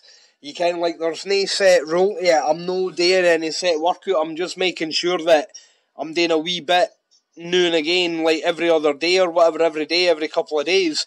And, like, I can feel it, man, because totally, man, because, like, right now, I'm sitting here feeling my forearms, and I can feel my forearms for doing pull-ups yesterday. I only done about 20, but it's just keeping on top of it, man, and just doing the sets that give you the burn and keep you fucking feeling tight or whatever you can. Mm-hmm. So, like, no, I'm like you, man. I didn't have no set thing. I just, like, if the weights were sitting right in front of me, I'd be doing a set right now. Just talking to you, but they're over the other side of the room, like, we were getting them. But I would totally do, and and that would be it. Just sort of, like, pick them up when you're walking past, pick them up casually, whatever. And that's still fucking, like, how many other sets that you would never have done anyway, like, that's it, dude. You're still fucking lifting. 100%. And that's it, man. It's weighted activity that you wouldn't otherwise be doing, and then at least it's keeping your muscles active and that. And then when it comes to actually going back to the gym or going back to your training, when it comes to kicking in, maybe the first week or two you're going to feel that pain or that, but your muscle memory will kick in and your body will get back into it, and aye. Even with me being out running, well, the first 2 weeks, obviously I was in proper isolation because of the COVID. Aye. But after I was out of that, I've been out fucking running now for 3 weeks, kind of on and off, like not like proper hammering it, but like trying to get out at least thrice a week. And even when I sit and I'm like, fuck, like the new I've got my shorts on, I'm looking down at my legs, and even with the fucking 3 weeks, like I'm starting to see like my legs change shape. Like, and it just happens that that's I don't know. I have been out running, but just it's weird. It's just, man, it doesn't take that long. No, it doesn't take that long. You can, like, invisible, like. If you're eating well and you're doing a bit of training, that it doesn't take that long. You can, like, maybe in the grand scheme of it, you can say, alright, this is where I started, that's where I ended, and it's a year or something. But when you look at the transformations, I mean, look at the guy that was in fucking, what's his name? Ethan or Aaron, whatever, American History X and Mallrats and... Ethan. Oh, I know what you mean, man. You see his fucking transformation, like, and you're just working out a bit and you're eating different, man. He looks like an absolute fucking dinosaur now, man. He looks like Godzilla. Aye. He looks absolutely monstrous. Like, what a fucking dude, man. Like, and it's no guy by that much. It's no like maybe he is working a lot, but you didn't actually need to do that. Like you say, man, you just need to do a wee bit. I don't think I'm in that great shape, but I don't mind what I see in the mirror either. I'm for being in a great shape. I know how I can get there, and I know what it takes to get there, and I've been in fucking a lot better shape than I'm in now before. Mm-hmm.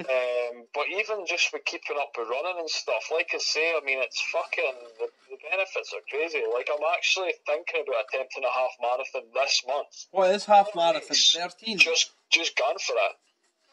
What is it, 13 mile? 13-1. Eh? I think it's 13-1. 13.1. Aye.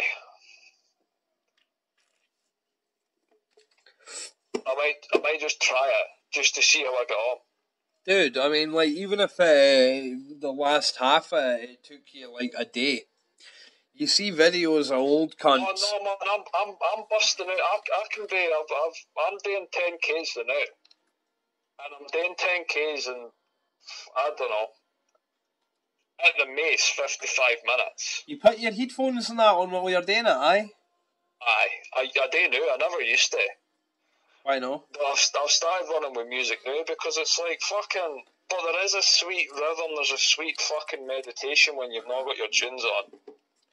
When you can just hear you can hear like your feet hitting the ground. You can just, I don't know, there's a weird sort of calming, soothing thing like we're running with music. You want to know what, man? Like, I think I get kind of what you're talking about because,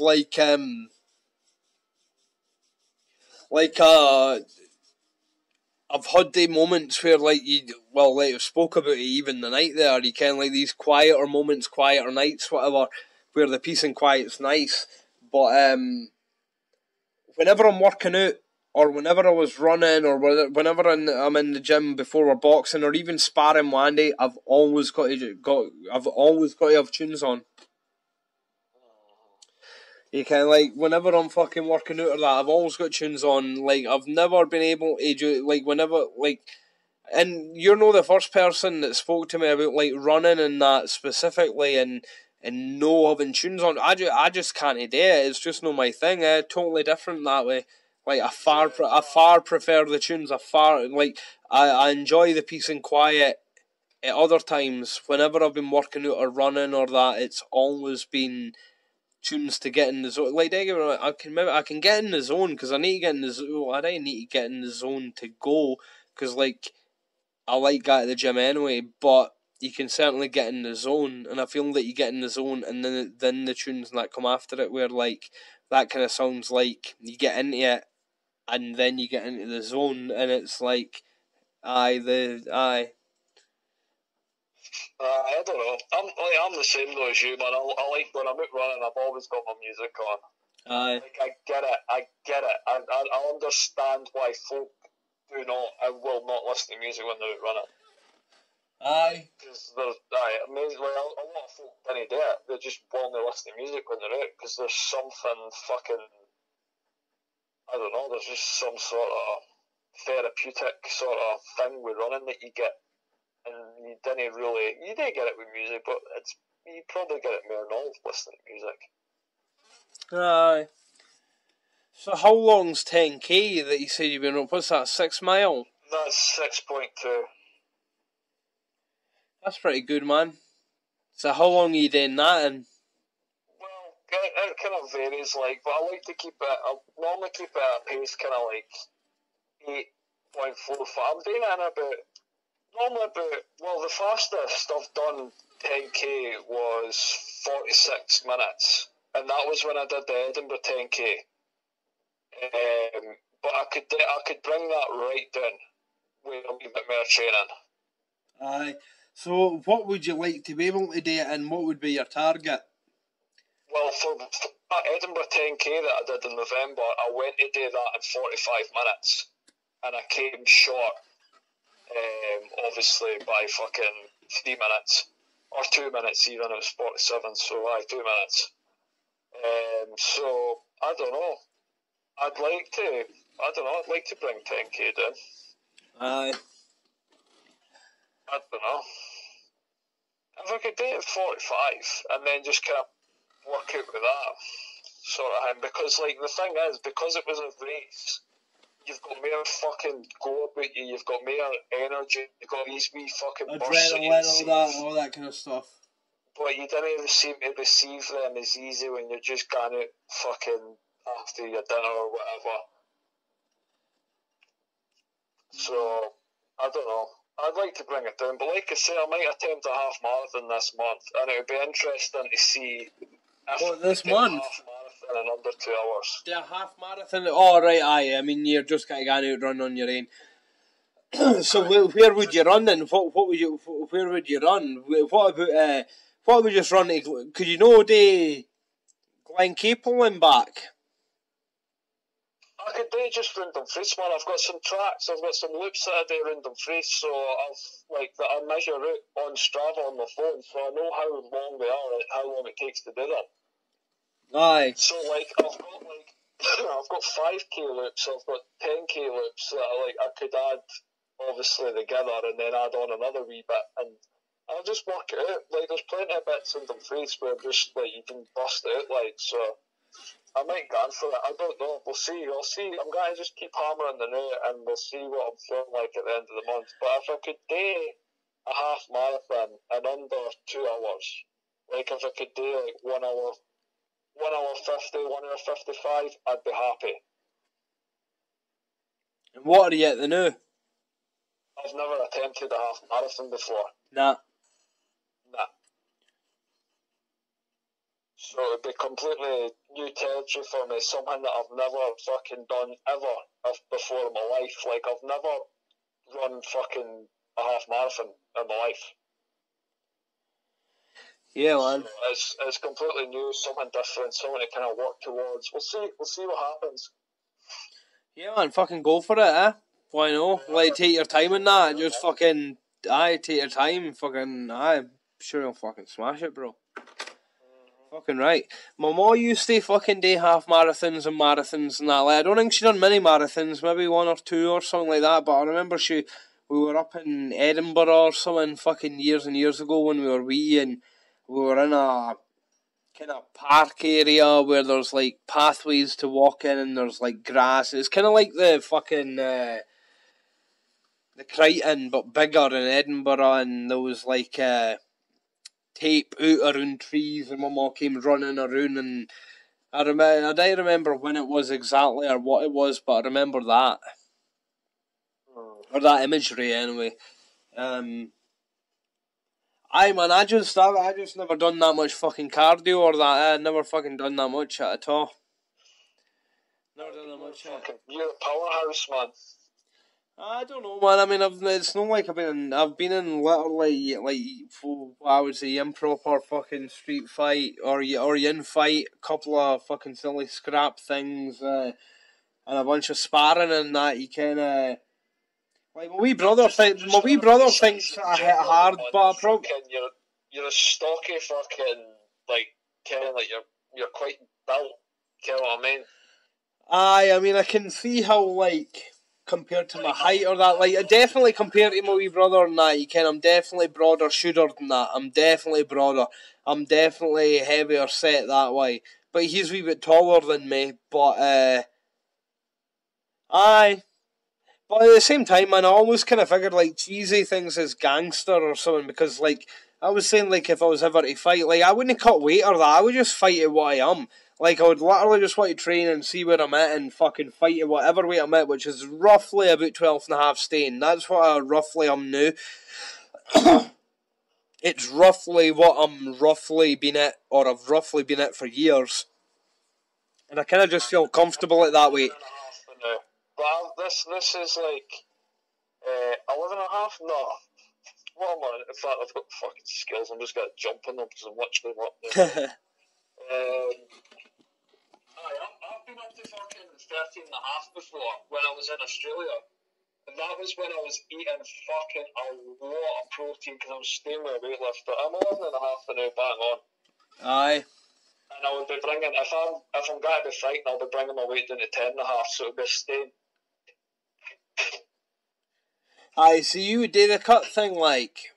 Big cut, like a stone cut kind of thing. Nah, see, I couldn't even fuck with that, man. Like, I get it and that. Like, I get it. But, like, I never really thought it much in the way of actual fighting. Like, I never thought, like, I would cut. I just figured out I just fancy rocking and rolling like I'm at the new or whatever. You can get away with that, though, man, because you're... Well, that means that I'm going to I would end up fighting some cunt at 14 stone or something. No, 13 and a half, 14 stone. I can't get away with it. That's my problem. Like, I'm fucking I'm a tall, skinny guy who can carry weight. Like I say, I've been up, cause Cheesy's like, oh, how can you put on weight? Like, blah, blah, blah. Like, I've been up to 13.5 stone. I like to think that I've got quite a good thing down where I can, like, put on and drop as I kind of, like, as I want, because, like, that was at the time when I was counting my calories and I was making sure I was getting this amount of protein and that, and just, like, I can put it on if I want to put it on, or I can get rid if I want to get rid. Aye. I've always been alright that way, and then I've got pals, well, even there's cheeses, like, oh, fucking, I don't know how to fucking, I can't get bigger, eat hundreds of cheeseburgers, eat hundreds of this, eat hundreds of that. And, like, you're obviously not eating the right stuff. Like, some folk, I'm one of them, I've got high metabolism and all, but I think mine's isn't bad, man, because, I mean, I can, like, don't get me wrong, I can go on 3 days without working out, even at home, and I feel deflated, but I can spend 3 days munching, and you just feel different, and then when you work out again, you feel a bit different, you can. yeah. You feel a wee bit tighter, you just feel like, just a wee bit sturdier or something, or that's how I feel anyway. I totally get the exact... And don't get me wrong, man, I'm not a big cunt, I'm not a big cunt by any stretch of imagination. I happen to like this, and don't get me wrong, I've never had a six pack. I'm no fucking shredded or nothing, but I just happen to like the weight of it. I'm alright as I am. Like, I didn't mind not having a six pack, because I don't also think that I look particularly big, but I can that, like, wee bit of broad shoulder or that, you can, like, I don't know, man, just I don't mind the way that it is now or whatever you can. See, my problem... Although if you kind of still want to work out and gradually hopefully get a wee bit fucking stockier again up top or that, you can, and whatever, you can make it a bit better, but like it's alright, you can, I'm no one of them that's whatever, biffing out at their own fucking reflection or something.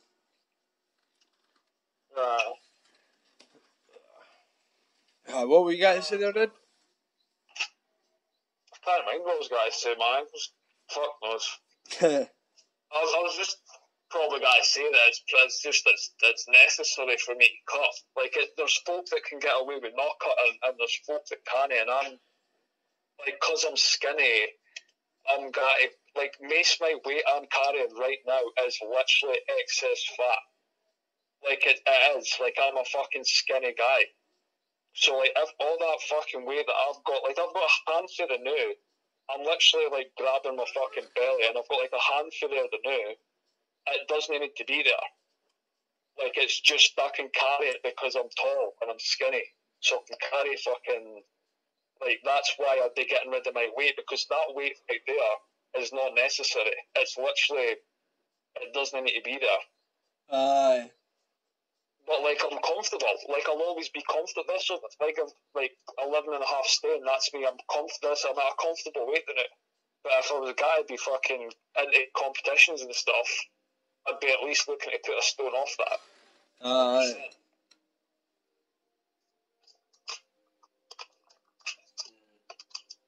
So I don't want to, like, seeing my mom's got this fucking picture for years ago where I'm with my wee brothers, and, like, I've got nae fucking beard, and I've got the black hair, like, when I dyed my hair black, and I've got my shirt open and that, and, like, I never thought of myself as proper fat or that, but I look proper fucking big in this picture, It's like, don't know, man, it's just fucking weird. It's just weird. You were even bigger when fucking I first met you, though. I know, man, like... How much fucking weight did you lose when you went on that fucking vegan diet, man? Like... Oh, I only done that for a month, dude. I only done that for a month and lost a stain. When I stopped eating meat for a month, I lost a stain. And I just didn't like that. I literally dropped from 13 to 12 stain, and I didn't like it. And then that's when I put it back to normal, and I started eating bacon. And now I'm 12 and a half, and I've been that way for, that's for like 3 years. No, sorry, that's a long fucking time ago. Basically, my diet is pretty simple, man. Like, I've been trying to eat a bit more fruit. I've been trying to eat less carbs, and I eat a fuck ton of meat. I might make burgers now. Would you ever consider, like, keto? Like, trying a keto fucking... Nah, man, you came out, I've looked into keto, but I didn't, nah, man, like, it's not that I didn't have the discipline for it. I could do it. I didn't want to do it. You can like I couldn't. I mean, we've been sitting here talking for 2 hours nearly, dude, and if we were on keto, I couldn't have had a drink. You can, and I just fuck that. I'm no prepared for that. That's it's too hardcore, man. Keto, things like keto is an absolute lifestyle change. It's like changing your path, and I'm no gonna do that. Maybe if I was body conscious or no happy with my reflection, or I was really overweight or the other way about, and I need to change my diet and get better or something, then maybe I'm sure I would contemplate it. But nah, I don't need to do it. I don't feel that I need to do that. Whenever I think that I'd like to maybe tone up a bit in the midsection or that, and I read keto, I always come out the other end like, no, I'll do something else. I'll just eat less carbohydrates, and I'll do a bit more karate in the house or something. Burn a bit more energy, I don't know, man. Karate will be helping you Bennett, like, dude, I need to get it done, like, Sensei. Aye, man, I've been loving doing it. It's been good, and a day, man, like, you got the karate, and I can be in a bad mood and come out in a great mood, or you come out and I'm knackered, and even Sensei will be like, oh, he's the in sweating like a dick at the back, and it's like, because I get that sweat on. Fuck, I forget his name, dude. I genuinely forget his name. Andrew Hepburn? Andrew Hepburn, maybe? Hepburn? It's definitely Hepburn. I think maybe Andrew. Ian, maybe? No. Andrew Hepburn? I think Andrew. I can't remember one. But no, it's been cool, man, because he's messaged a couple of times and that since the lockdown started, saying like you don't need to message and that, you don't need to let me in if you're doing karate, but this is what I'm doing, I'm building a pond at home, you can let me in what you're up to, and here's some stuff, and he sent a link for a kata that me and the have to learn, and it's definitely more complex than the katas that we've been learning at the classes, but we're going to be in lockdown for a while, so I'm absolutely planning 100% now. Mikey's wee-in was 10 yesterday. We never got to see her because the weather was crap, and I'd rather go in a room when the weather was better and we could at least sit in the garden for 10 minutes. You can social distance and that. So I'm thinking that I'm going to grab the wee-in for the wee-in's Ma's on Wednesday, go and see brother's wee-in, and then come back home and do a bit of karate, right? Because Wednesday's usually karate night, so I need to get around to it. And he actually said like it doesn't matter if he texts back or that, but I actually want to text back. You can, because it's been quite cool. You can, he's proper sound. You can, when you get into karate and that, he always speaks to Ian, he always speaks to me. He's always like, you're right, Steve, how's it going? He's happy enough and that, and you can. It's not like all these weird messages, like just. It just sort of like it's interactive rather than intrusive. Yeah.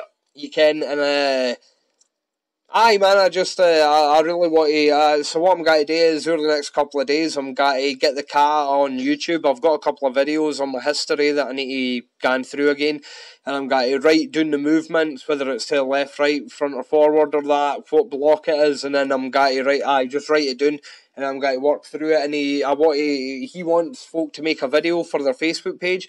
That's cool, because I'll just make a video with me and the wee-in for my channel and send it to him anyway. Just standing with your geese on, fucking getting. Yeah, man. Well, I mean, yeah, totally, bro. You can. I mean, even in the wee flat, when I moved that edge sofa bit, you can the fucking shrink chair part of the sofa. When I moved that out of the way, like it's a decent wee area. I can totally do a karate kata in here, and even if I then need to like move a bit to do the next bit, I can always chop the video, or it doesn't even matter. You can like it's in a tiny flat. Yeah, I'm sure it'll be alright. So, oh, definitely, man, definitely. So, aye, man, I'm looking forward to that and all. I've been looking forward to fucking getting more done with the guitar. I'm really looking forward to getting more done with the guitar. I can't wait to jam. I'm fucking, because obviously, like, I've had an on and off relationship with my guitar for fucking years, man. Same here, bro. For me, just forever. Up again. So, like, just like after, well, as soon as it was fucking over, hopefully it's like 3 weeks, 4 weeks time, I'm going to bring my guitar in, I'm going to bring some beer in, and we're just going to sit and fucking have a proper jam it. Yeah, totally, dude. Love it. 100%, man.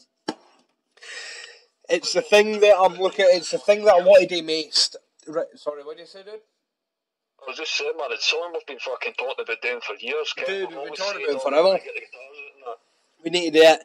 And it's the thing that I'm looking forward to doing most right now. Like, I absolutely cannot wait to... I'm going to upgrade the PC. I'm going to get new like memory and static state hard drive in it and more RAM so that the thing runs better. And then I'm going to get the interface so that I can record through it. I've got the software on the computer. And then it's got all the built-in kind of stuff, man. You can, if we record the guitar and a bit of lead, and if I get, like, whether it's a bit of keyboard or anything, you can, it's got built-in drum software, so you can put the drums on it, and then you can fuck about with the settings of your amplifier so that it just plays, like, different pre-settings amplifiers, so, like, whatever you record, that's what's recorded, but it plays it through different settings. I'm not saying that it's got, like, the Master of Puppets album setting, but if it did, you could click Master of Puppets album and whatever you recorded would be in the amplifier setting of the album. Yeah, that's cool. That kind of idea, you can? I've got that with my amp, man. I've got like the Fender amp, and it's got banging 49 pre-settings, like, so like you can just scroll through them, and one of them is actually like Master of Puppets, and it's the same fucking sweet, man. Guitar tone, so it's cool. Like, you can flick through them. You've got like your Doom fucking stuff. You've got like Clean, you've got your all sorts, and you've got like Pantera as well, you've got a wee bit of Cowboy. Yeah, all that, man, you know, and then you can sort of like, it'll maybe be like 20s jazz or 40s blues, green grass, whatever, all that kind of shit. Yeah, man, totally. And I think that'll be cool because, like, a lot of the time, man, I just kind of end up writing stuff that's kind of influenced by what I'm listening to at the time. So, like, I can just write random shite, basically. And it'd be cool that, like, you can sometimes I could just put, like, a proper doomy, stonery, desert rock kind of guitar tone, grungy sound with a lot of reverb or bass or whatever, and you can, it's really like, you can, like, that low rumbly sound and whatever, and it would maybe, you can, it could come across quite well, just because it's like, right, well, I don't need to worry about having the whole setup, I just need to record the notes, and then put the right fucking sound on it, and it'll get the idea across. You can sit there having a fucking smoker that, writing a riff, and it's like, oh, that would sound cool if it had that sound on it. And I think you can do that on it nowadays. So. Oh, you will be able to do that. Did you see that Killswitch Engage released a new EP? Nah. Steam keeps telling me to listen to Trivium's new album. He says it's fucking banging. But I was never really a big Trivium fan. I mean, I liked, what was their first album called? Their second album was called Ascendancy. What was it? Ascendancy? Ascendancy, aye. Aye. I mean, I really liked that album, and I liked their second album, but, like, it was cool for my generation not to like Trivium. Aye, totally, dude. Like, it was that kind of thing where it was like, fuck Trivium, Ken, so, like, I appreciated them for what they were. I mean, fucking Matt Hefney was pretty much running the fucking, that Roadrunner United when he was 19 years old. Like, he was sort of, like, head sort of fucking guy for it, was he not? Yeah, man, I mean... When he was, like, 19, man, so, like, he was out there accomplishing big shit at a young age. Dude, I don't mind fucking Trivium, like, I really didn't. They definitely were. Like, that's how I remember them. I remember them as that band that they were cool to fucking hate. And, like, when people come out and they're like, oh, where's the next Metallica? There's never going to be another Metallica. There's just never going to be. Right? That could be a whole other discussion, that nutshell statement. But there's just never going to be, man. But, like, bands like Trivium or Avenged Sevenfold or bands like that, man, they are the fucking the rock or metal or heavy bands or that could be the next Metallica in that sense of, well, it doesn't mean that they've sold as much, or they've sold as many hard copies of records. It's all relative to what the fuck it means in that time. And they bands could be it, but folk didn't. I don't know that they never gave them that opportunity or chance or whatever. But like, there wasn't that fucking money to put into them, man. It didn't help, man, and all that. You can. These bands came out and they were, I'm saying, like, there wasn't that money to put into the bands, though, because think of how big and how many bands are under record labels now. There wasn't fucking any of that back in the 80s. Like, there was only, like, your pickouts. Like, you had your bands that were standing out among every other band, and therefore the record labels and everything pushed them into fucking oblivion because, like, they put everything into them. Because they knew. Like, there was nothing, I don't know, like, now that you've got fucking so many bands now, and I feel like Metallica, like the Big Four had every single bit of fucking money put into them, like, to generate them to what they are. Their music fucking spoke for itself, of course it did. But like we were saying the last time that I spoke to you, like, I mean, fucking, like, Testament's new album is absolutely fucking unbelievable. Dude, I was literally watching a fucking video yesterday or the day before, an interview with Alex Skolnick for Testament, and he was asked about how it was the Big Four, no the Big Five and that, and the thing is, man, like, I kind of, like, as much as I like to fanboy it because I love Testament, I mean, Testament's first album came out the same year as Master of Puppets, 1986, so they came late to the party, so there was a lot of catch-up, but, like, they're absolutely fucking excellent, man. I think they're absolutely excellent. I think their new album, in fact, I'm going to put it on again. I've honestly put on Testament's new album. It's always, here it is here, recently played 4 along. It's always there. It's been there since it came out, man. It's a belter an album. I've only listened to it, like, I think I've listened to it now 3 times, but it's an album that I've been listening to when I've been out jogging. Just driving from start to fucking finish. It's good, man. It is good, like. I'm looking forward, dude, to when all this shit's over and we get to go into gigs and that again, Oh, no, man, I miss my gigs, like, I really fucking do. Yeah. The scrapbook, like, because obviously I've had a bunch of free time sitting about the house. That's something I've done. Sorted out, like, all my stubbies that I've kept. Like, I've got a lot of stubbies that are, like, AWOL, but, like, the ends that I've kept, I've, like, made a scrapbook. So, like, I just got fucking, like, I went to the shop and got, like, a pick stick and just fucking glued it into this book, and it's cool just to have a scrapbook that I can open the cover up. There's 3 stubbies on the first page, flip it, there's 3 stubbies, flip it, there's 4 stubbies, flip it, there's 3 stubbies. Like, it's nice just to have them all in the same fucking thing.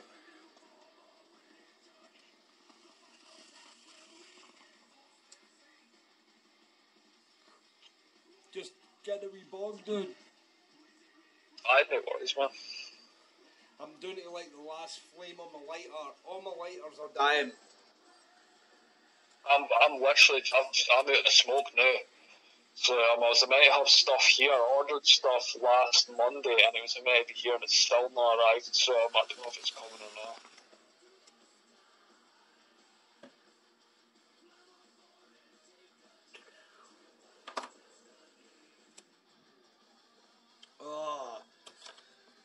Oh. Aye, what'd you say there, dude? That you had stuff fucking posted or that, but it's not arrived, or you didn't get it? I ordered it last Monday and it's fucking still not here, so I don't know if it's ever going to turn up. Has that happened before, like? It's happened before, like, years ago, like, when I was first on, like, the dark web. I'd ordered, like, a half-inch or something, and, like, it didn't come. And I'd contacted, like, the vendor and said, listen, my weed's not turned up. And because it had, like, a tracking number and stuff, and you could see that I hadn't received it, it was like, I'm not refunding you for, like, the half-inch bloody wisely, but I will send you a quarter. Right. So, like, I didn't just lose everything, because, like, the guy ended up sending me a quarter, which was pretty decent. But no, this is the first time it's proper. It might come, because obviously we had our bank holiday on Friday, the post service is fucking shit now because of what's happening with the COVID. So we'll see. Aye, man, aye, definitely. I mean, it's no lost cause. Definitely no.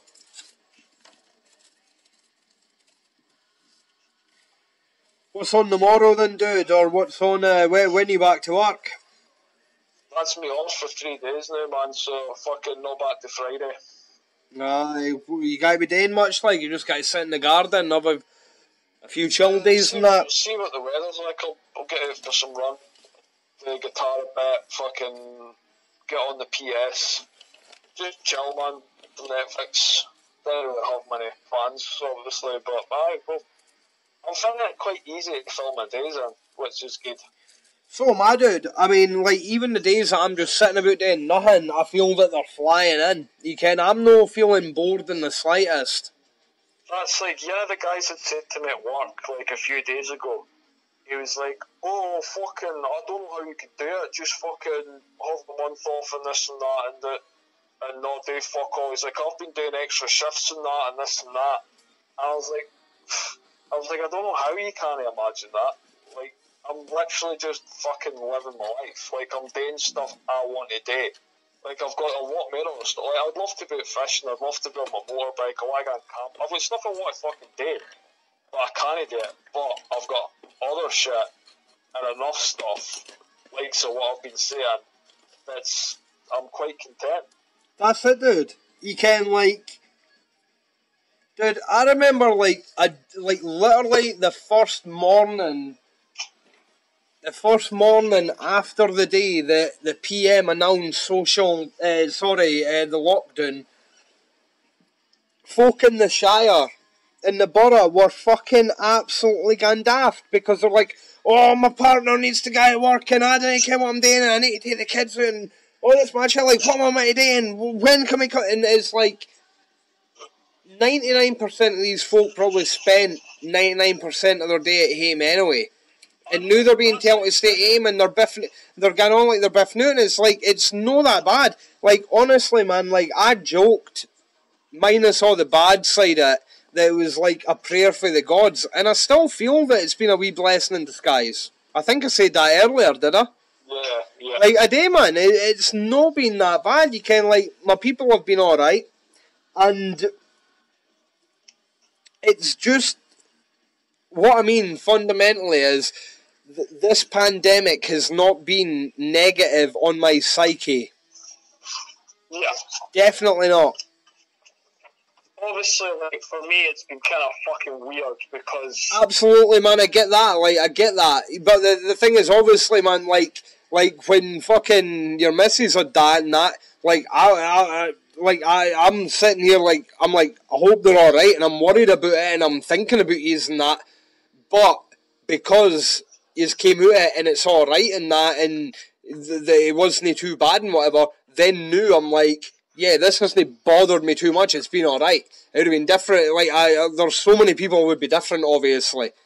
Yeah. You can, and but, the thing is, man, it's like, oh, I don't know, like, we knew it was coming. Obviously, like, Rosie's fucking treating patients that had it, and, like, I'm thinking, like, well, it's clearly coming, it's coming to my household at fucking some point, like, we knew it was. But even when it fucking came in, like, we were here on the Friday night, and Rosie had been developing symptoms, blah, blah, blah, and, like, obviously she had, like, that cough, she had, like, a chesty cough, and she was, like, fatigued, and, like, she was totally fucked. And as soon as she said, like, her smell and her taste had went, that was, like, the main indicator, because I'd read that was the thing about the smell and taste. That's what I read as well, dude. Like, I actually, like, for long enough there, every time I went to take a shit, I would reach down beside me on the right, grab the bleach, and I'd take the lid off it and smell it, and make sure that I could smell the bleach, because I read that, the main ones, it was like a subtle indicator, because no many folk were identifying it, was what you just said there. Yeah. So as soon as you said about that, that was on the Friday night, and I was like, right, well, like, let's get this fucking... So, like, she phoned up our work and stuff, and then they said right, comes into Carlisle the morning, which was the Saturday morning. We drove down there at like 9 o'clock. The test. Was this the day that I spoke to you, dude? I spoke to you that night, didn't I?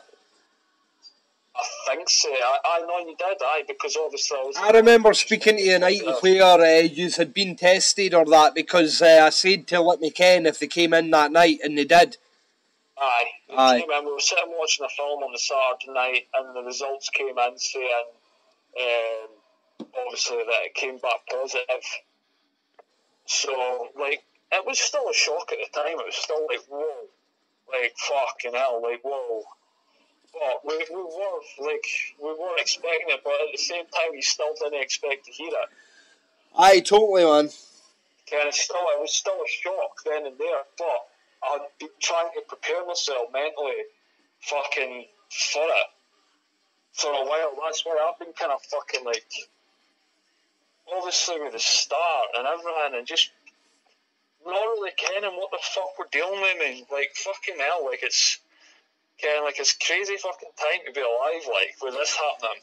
Dude. And just the information and lack of information that we had, so it was sort of like, I don't know. You try and prepare yourself for these moments, and even when these moments arise, it's still fucking... Aye, it fucking still scalps you. Aye. Yeah, man, like, aye, just crazy.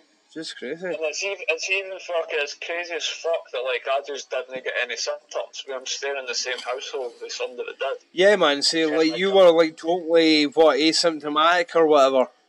Mm-hmm. Crazy, yeah? But she never got that bad, did she?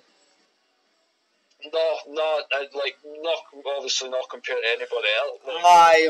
On the extreme end of the spectrum, she'd say herself she's been a lot iller in the past. Like, she's had stuff in the past, like a throat, or she's had the flu, or I don't know, like whatever she's had stuff in the past, and she said that like she's been far worse. But like fucking, she slept for like 4 days straight. Like when she had it, like she was just fucked, like fatigue wise, like even walking up the stairs and that, she was kind of tired and stuff. I'd read that much online, man. I'd read things like folk walking up the stairs and being knackered, like just walking up the stairs, like fatigued, I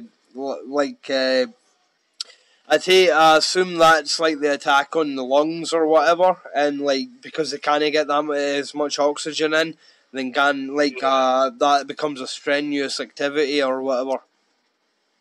Aye, I think that's what it was. I don't know. Nah, at least these are alright, man. Dude, wait a second, I'm going to take a piss again. I don't know, man. Yeah, you're right. Yeah. Aye. Good piss. Aye, no bad, man. No bad. So, aye. Kind of Gideons where you're sort of like fucking rooted in a spot where you're kind of leaning back and you're just sort of like enjoying the moment. Aye. The best pisses, like. Oh, fuck. Aye, so what's on the rest of your fucking days off anyway, man? I kind of fucking said that earlier. What do you say you're up to? You training that? You know you're running and whatever, but just sort of like... I'll just be kind of fucking about, man. I'll hit some runs, play some guitar, watch some telly, play some PS, do some housework, just fucking... Aye. Just normal shit, man. I've not really got anything planned. Aye, I got Xbox Live. Oh, I mind you're saying, because obviously we're talking about Call of Duty. Aye, well, the Wii in had Xbox Live at her bit, so I knew I'm just game sharing or whatever with the Wii in, but knew her home Xbox is signed in as my Xbox or whatever, so like I get... Aye, so I've downloaded Warzone, man. It's equal part...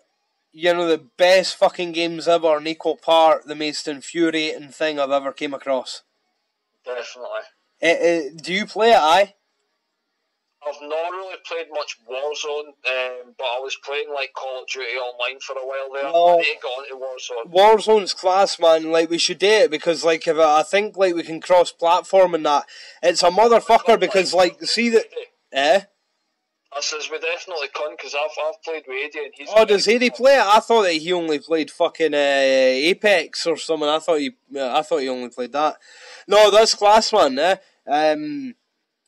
Like, if you get, like, you can be hiding away, man, and, like some fucker gets you if you, like, 1,000 yards, or they're great, and it's like, it must be a PC gamer with a point and click like the mouse, well, it's a fucker. It's so annoying, but, like, there's been times and all where I've sort of, like, been hidden away, and I've got 2 or 3 kills in that, and it's been really good. I've had the headset on, cause I bought a headset, and me and Ween will sit and play, and we'll kind of just sort of like, we'll take turns at who's playing the game, and we'll have the headset on and that, and it's good fun, like, it's really good. It's really good. Fun. It's so addictive as well. Aye, that's it, man. It is addictive, and, like, the adrenaline gets going. You can, like, when it gets going, you start hearing the shooting or the running in your ear and that, like, you get that wee fucking beat going in your heart or that, you can, it's engaging. It's decent. It is alright. It's the same, like, if you've done, like, fucking, like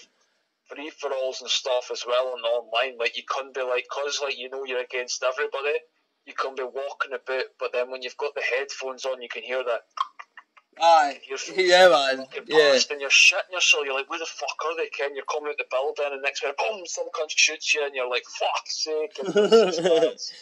Yeah, man. No, it is good. It's such a fucker when, like, you drop in and when 5 seconds you get blitzed or you're in the gulag and then you're out again and that's it. You can. It's like it takes 5 minutes to load up 5 seconds.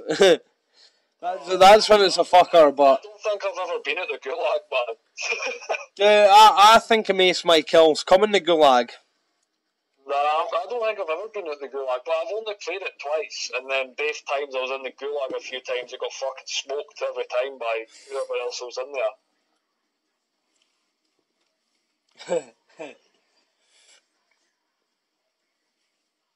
But Eddie and Becky are fucking killers on it. Aye, do they both play it? Becky's fucking shit hot, man. Like, cause that was like a fucking, like, cause I didn't have my headset and that then. Well, I did have it, but I didn't have it plugged in when I was playing with them. Like, they were literally, like, fucking bossing it, and I'm getting killed all the time, and I'm like, what the fuck? Like, Becky's, like, pointing her gun at my face and, like, pointing in a direction as if to say, like, move, we're going this way.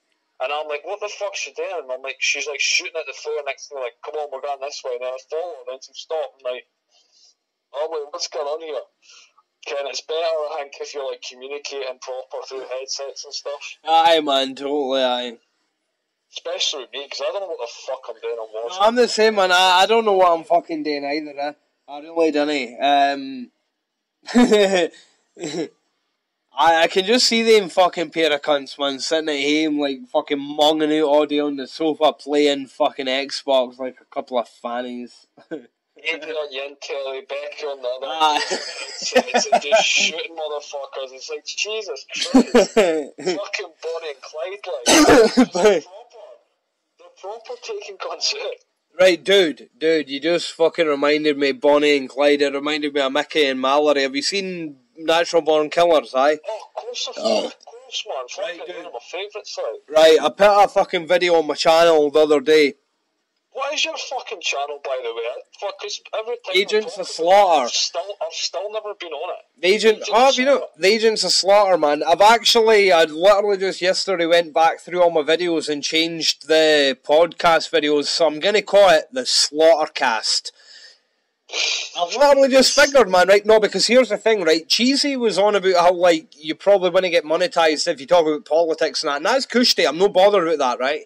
However, if you manage to get a following or a bunch of people that would subscribe and listen to the podcast, I could bring, like, the tattoo/art side into it and sell, like, merch.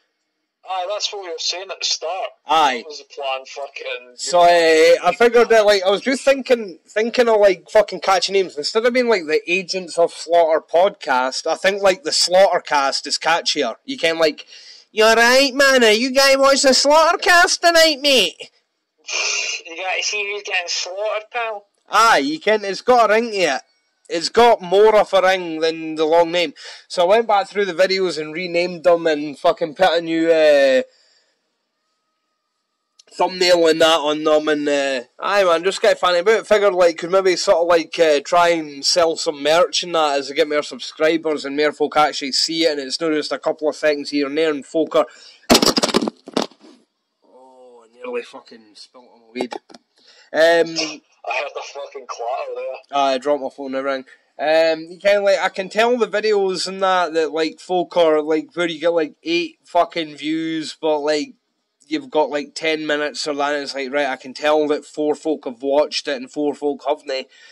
You can work out on that, so like don't get me wrong, man. Folks subscribing to you and shit. I've got 100, the last I checked, I've got 199 subscribers, man, but the thing is, that's only like a minuscule percentage of the traffic that come through the channel, and when you break down like the number of views compared to the time viewed, then on average, a lot of the time folk aren't watching a lot of anything, it's just a couple of seconds here and there. So instead of making videos and random shit, man, because I've like literally made videos about shit that I've spoke to you about in the last 2.5 hours, I would rather just like record conversations and make the podcast, the SlaughterCast, and then if I could get folk just listening to us chatting shit, I could maybe get folk buying merch, whether it was a mug or a pen or a t-shirt or a whatever you can, and I draw now and again anyway, whether it's at work or at home and all that fanning about, so I definitely could sort of tie it in. Aye, definitely, man. I think it's probably the best idea anyway, considering that like when we're sitting here like swearing and talking about politics and that, or no like pushing agenda, but just like talking shit about it, like you probably not got to get monetized anyway, ever. Nah.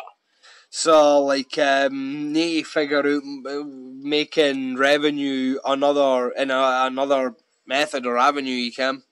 Yeah, that's the perfect way. Like, I think that's the perfect way. Yeah, man, literally that just came to me earlier on the day. Like, the whole fucking merch thing, you can. It was, or yesterday when I was, because I just stay in touch with Cheesy on WhatsApp with voice notes and that. So, because I'd spoke to him on fucking, because like I leave Cheesy's messages, I don't know why, like on like Instagram to build up. I never really got him Instagram. I never ever look at anyone's Instagrams, man. There's a fucking bird for Dundee I've been speaking to on Instagram.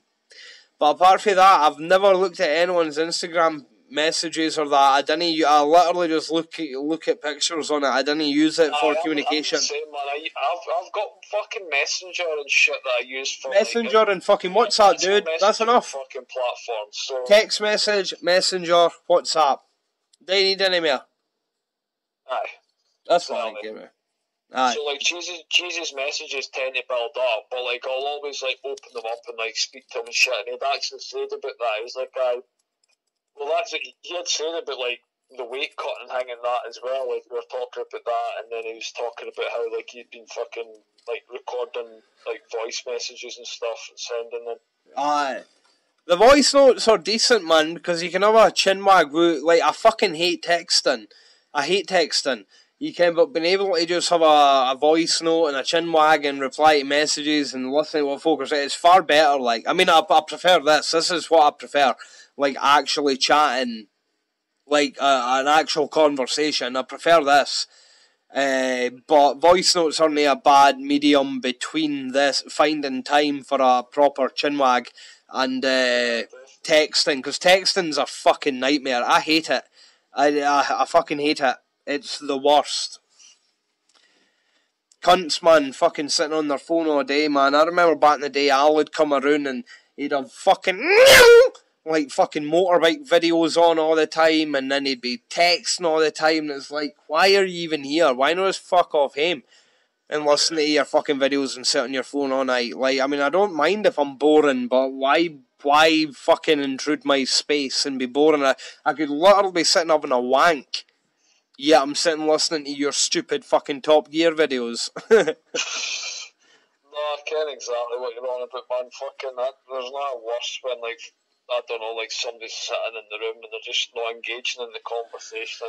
Dude, I remember a couple of years ago when I was... Like, you wouldn't have to fucking say if you were actually listening in and not watching fucking some cunt fucking jumping into a wheelie bin and the wheelie bin tipping out. and thinking it's fucking hilarious, and I don't know, just stupid shit that you'd see on Facebook. Yeah, man. Like, it's just fucking, like, you're present, you're in the room, you're there at that moment in time, so fucking be there at that moment in time. Don't be so fucking far away. Yeah, man. I mean, I remember like 2-3 years ago or whatever when I was hanging out with fucking Gabby and that, and at that time I was hanging out with this fucking bird that I'd met years before, and I was just sitting at her bit having a couple of drinks and that were, and she'd made a mention of something along the lines of like, if you're in someone's company or in their gaff or that, and you're sitting on your phone, you're just bored in their company. You're no engaged. It's like, I think it's a good way of looking at it. Like, I wouldn't come around to your bit and sit on my phone all night and be bored. If I thought I was going to come around to your bit and then be that bored I was going to be on my phone all night, I would just sit at home and I wouldn't bother you.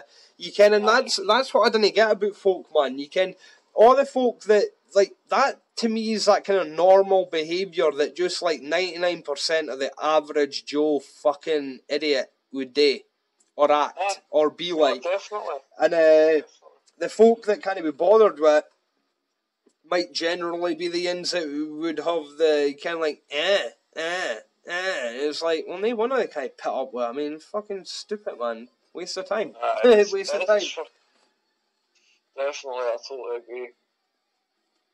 I just fucking think phones are fucking. I mean, they've got their benefits. I mean, don't get me wrong, I'd be fucked with my phone. I love my phone. I like having the fucking gun in my pocket to, like, something stupid will pop into my head and I'll go and check it up on Google, or I'll do this, I'll do that. It's fucking great. But at the same time, when it comes to conversation and shit, some folk, man, fucking just can't actually have a conversation anymore because they're that fucking used to just replying text messages and, like, replying to folk on Messenger, that when it actually comes to speaking, they can't look you in the fucking eye. Like, they're dead, like, shifty and, like, weird and fucking... Oh, exactly, man. You get these people... conversation, it's, like, broken with awkwardness. Illiteracy, like, man, it's weird. You can, like, I don't think I'm that well educated or that. You can, like, I got a couple of hires. I'm a thick cunt. I'm definitely not fucking well educated. However, man, you can, like, some people are just so fucking illiterate and stupid. Like, English has got to be in it. I was thinking this earlier on, like, just sitting on my own, having a drink. English is one of the most widespread fucking languages that's spoken around the globe. And it's not like you get like Mandarin, right? And then there's fucking dialects of Mandarin, and you end up with all these different, whether I don't know, it might be like Chinese, Japanese. I might be saying that the wrong way about, but you get what I mean by that. You can, it breaks it down. English is just English, and it's named after a fucking single country, and it's spoken everywhere nearly, and yet people over here don't even fucking speak it. Like, see if I'm fucking messaging a cunt, man, and like they speak in text message language, that is the first straightaway instant fucking ringer that when 5 minutes I'm going to be bored with a chat. I can't handle it. And again, I don't think I'm that fucking bright or clever or intelligent or educated or any of that, but these folk, man, if speak the fucking language, I fucking hate that shit, man. It's a proper pet peeve. It's like room 101. Well, you ken what it's like being... You've been out and about in fucking Europe and shit. You ken what it's like. Like, there's a difference. Like, when they're approaching each other, or when they're approaching you, there's a weird thing on this island. I don't know where it comes from. I don't know how far back it stems back. But there's a weird thing that we've got, and I don't feel it in any other country. Like, when it comes to conversation and stuff. And what's the weird thing? I don't know. I can't pinpoint it. That's what I'm saying. There's like like an awkwardness. I said earlier on. There's like a weird sort of... I don't know. There's something not fucking quite right.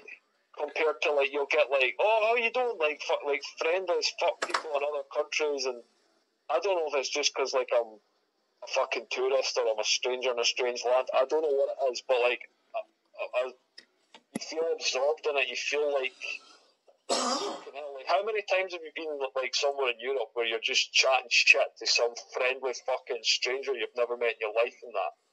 Like, and the conversation seems to flow, and you find each other more interesting as opposed to some stranger you chat shit to, like, have you met them in fucking Glasgow? Aye, down the pub. Fucking, Aye, no, man, 100%. There's some weird fucking, there's a different sort of 100%, man. Like, I think when you're out in different places and it's no like you can identify too much with people and how they are as like a culture overall, or just the general kind of way folk are or the way folk react, your guard can be doing a wee bit.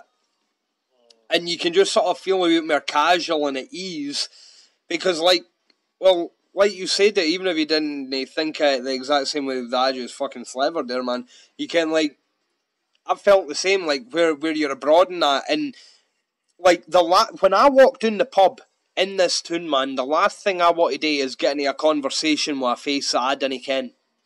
But see when you're abroad and you get into a conversation with a face you didn't ken, it feels like part of the experience. It feels different. It feels like just part of the story, part of the banging fucking memory that you're making, whether it's a big baby weekend or weekend away, whether there's no fucking boundaries though. Like, so, like, if you're meeting somebody in the pub, like, the folk here have got a fucking weird mindset, like, really quite fucking judgy and that. It'll exist in every country, don't get me wrong. But, like, I don't know, there's just something different, far different. No, man, I know what you mean. I know what you mean. It's hard to describe. It's one of the things that's hard to describe. It's more a feeling that's more it's more just like an atmosphere or something. It kind of lingers about, but it's hard to describe because, like, you have to be around it to understand the setting and the mannerisms of people and the scenarios in which people are talking or whatever, to understand, like, the weird quirks and that of all this. Like, that's what you didn't get if you're 4,000 mile away. Aye. I think. maybe language barrier comes into play and all. Like, you're meeting. Well, you're not meeting anyone because, like, I feel like a dick everywhere I go because everybody can speak my language, but I struggle to speak theirs. Aye. But, like, I like to try and fucking absorb culture and try. This is why I've been enjoying doing German on Duolingo, man. I'm looking forward to getting back to Germany. Like, don't get me wrong, I know very little German, but I could maybe just have a very simple, like, walk up to someone and be like, I don't know, Ich heiße Steven, wir kommen aus Schottland. Could turn to, like, Adrian and be like, kommt aus England, I could maybe make very slight things where we're saying that, you can, but the app's pretty decent, man. Like, I'm on this section who I've not looked at in the last couple of weeks, but it's got, like, a whole load of different lessons in it, and it's bringing in, like, different ways of saying, like, instead of, like, man, woman, him, her, it's like his, hers, yours, mine, theirs, all that kind of stuff. And it's also bringing in words for assigning, like, a kind of assumed numerical value to a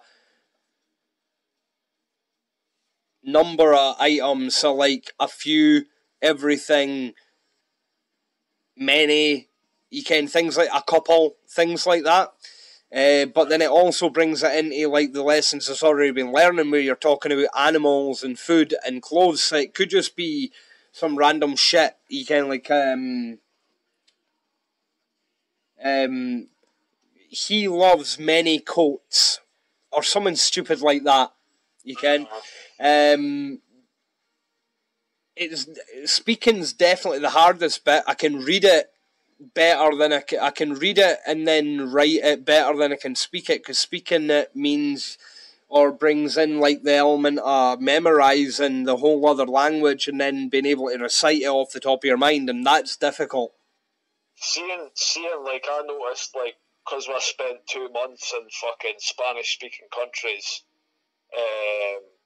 like I started trying to like learn Spanish and I got on pretty well. I learned the basics. I learned how to fucking introduce myself, say where I wanted to go, and I learned numbers. I learned like how are you, fucking what age you, blah blah. Just all the kind of basic stuff. Yeah. But even when you're standing in front of somebody, talking to them, see the difference, and it's a fucking global thing. This is like when you're actually looking at their fucking lips, like you start picking up the language way quicker. Yeah, man, I have heard that. English is learning English off of watching fucking American movies because they're watching their lips, and that's how they're so fucking good at like picking it up. Yeah, man, I've heard that like the best way of learning a language is to immerse yourself in the culture of that language, of people that speak that language. Aye, definitely. Yeah, man, that's what I was thinking. You kind of thinking like if I could learn a bit of German, even just to aim on me, and I wanted to learn a German, man, mate. Like the first thing I wanted to learn German years ago just because I got forced to learn French and I hated it. So I was like, I'd rather learn German. But then I was literally thinking, like, as a fan of Rammstein, I can't sing along any of the songs, even though I've heard the songs a million times. So it must, or I think it might be something to do with the idea that as much as you can hear the song a million times, if you're not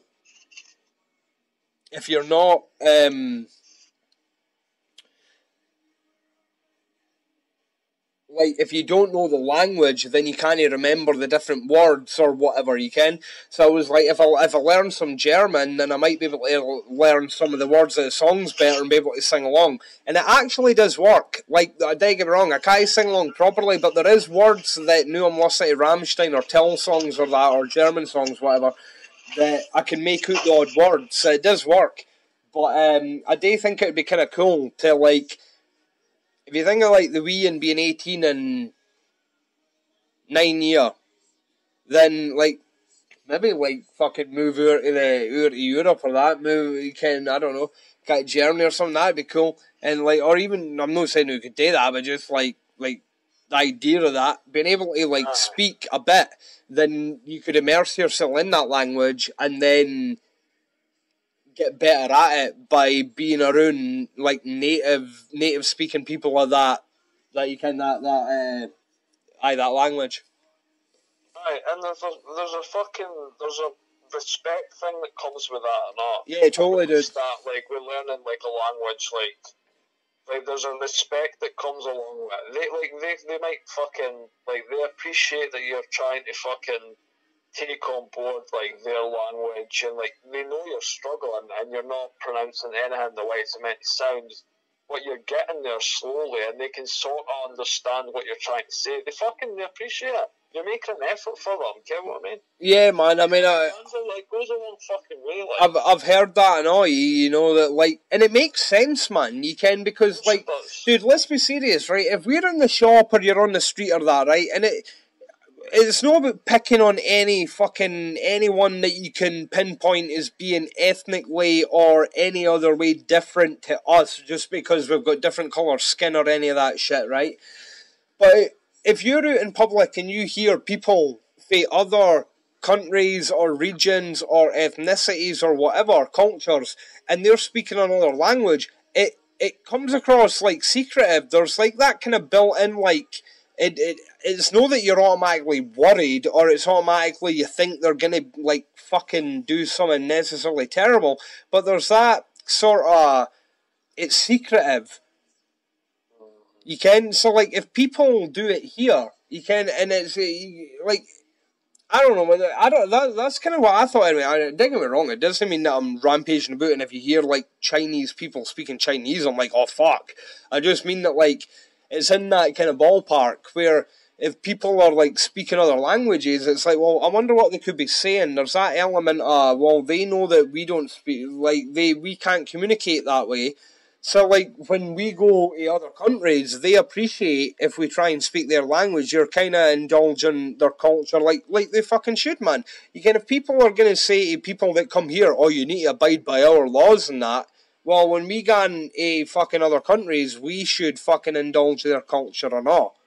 Well, you've heard all these fucking old school fucking absolute idiots, total fucking clowns that are like, oh, I had to deal with some cunt earlier on, they couldn't fucking speak a fucking word English, blah, blah, blah. And it's like, you've got to fucking imagine that exists in every country.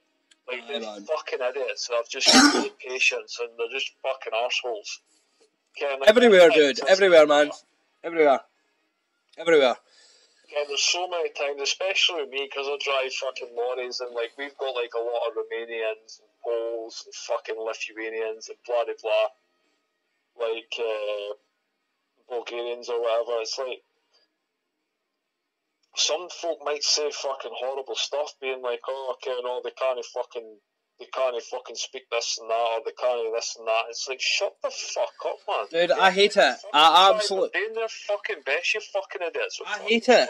I fucking hate it, man. I hate it. I hate these fucking like, it doesn't matter. Like, that, it doesn't matter, man. Like, it just doesn't matter. Like, don't get me wrong. Don't get me wrong, man. There's obviously issues and subjects that should be up for debate that relate to the movement of people in general. And that's obviously got to then filter down to the idea of whatever, immigration and migrants and different people from different fucking corners of the earth, and people that can be segregated by skin colour and ethnicity and all that fucking crap, right? But like, so like what I mean is there should be a control on immigration, right? But that doesn't mean that like, it doesn't mean that there's a fucking problem with like I love fucking multiculturalism. You can like see when we go abroad or that, man, or we got gigs and I get speaking to someone from a different country, that I love it. And even when we were in Amsterdam, man, and like was with the fucking lassies, you kind of made a point of asking where they're from, because I was curious as to like what fucking corner of the planet people are from. And I love meeting different folk and hear like just speaking to them about their like, where are you from? Like, you look a wee bit different, but I'm not being a prick about it. I'm not even mentioning it. It's literally just in my head. I'm like, so I wonder. Oh, you're curious. It's like, so they're fucking they've got more melanoma or whatever, melanoma or that in their skin. So I'm gonna ask them where they're from. I want to know where they're from because I'm curious. It's like I want to. It's just like I love that shit, man, and it fucking annoys me when you get dafties that look at it as like a fucking, like, how can it be a negative? I know. I can't comprehend it, man. They're the fucking fannies that I refer to as like, I don't know, they're just fannies. Like, how can it be a negative? I love it, man. Like, people didn't get it. Like, I didn't even understand how the most Neanderthal of fucking humans can't understand it. Like, even if you get some fucking absolute idiot, I don't know, man, stereotypical fat, fucking white, smelly, horrible, unattractive white male guy lives in a trailer or in a box or something, I don't fucking know. So he's shoebox. You can, and like, if you show him, like you just show him, like, I get it, it's like, I just don't understand it. You could show them the best, like, some of the prettiest examples are multiculturalism, and people are still gonna just fucking hate, like, I don't get it, man. It blows my mind in a million different ways. I end up with like, I feel as if that's been bred out though. Like, this is just a fucking time I feel like that whole fucking stinking attitude and that whole outlook on things and this and that, it's going. It's just taking time. Yeah, totally, man. Yeah. Like, these fuckers are fucking getting bred out. They're thick as fuck. They're like the sort of... You know what I mean? Like, they're the fucking step back in evolution. They're being left there. They're getting bred out by folk that are actually fucking... They know what's up. They can how the fuck it's, like, how things are, and Aye, they're a dying fucking breed, that lot, man. They fucking really are. They've not got the fucking brains to fucking keep up. No, they don't, man. No, they don't. Like, it's like, move with the fucking times, you dumb cunt. That's it, though. Like, when you think of, like, that kind of concept, the idea, like, the mental capacity to comprehend it, it's like, they probably don't even have that. Like, if you say to them, look, this is how it's going to be equal and cool, and it's alright, and you're no gotta gan daft and try and, like, burn people or whatever the fuck it is back in the... Like, they'd be like, what? And they couldn't think about anything other than that, and it's like, that'll filter down. I mean, it's obviously maybe not that bad, like, all of the bit nowadays, I mean, that's a bit extreme. But, like, aye, man. It still exists, it's still fucking rife in the States, Full just blow my mind, man. Full blow my mind.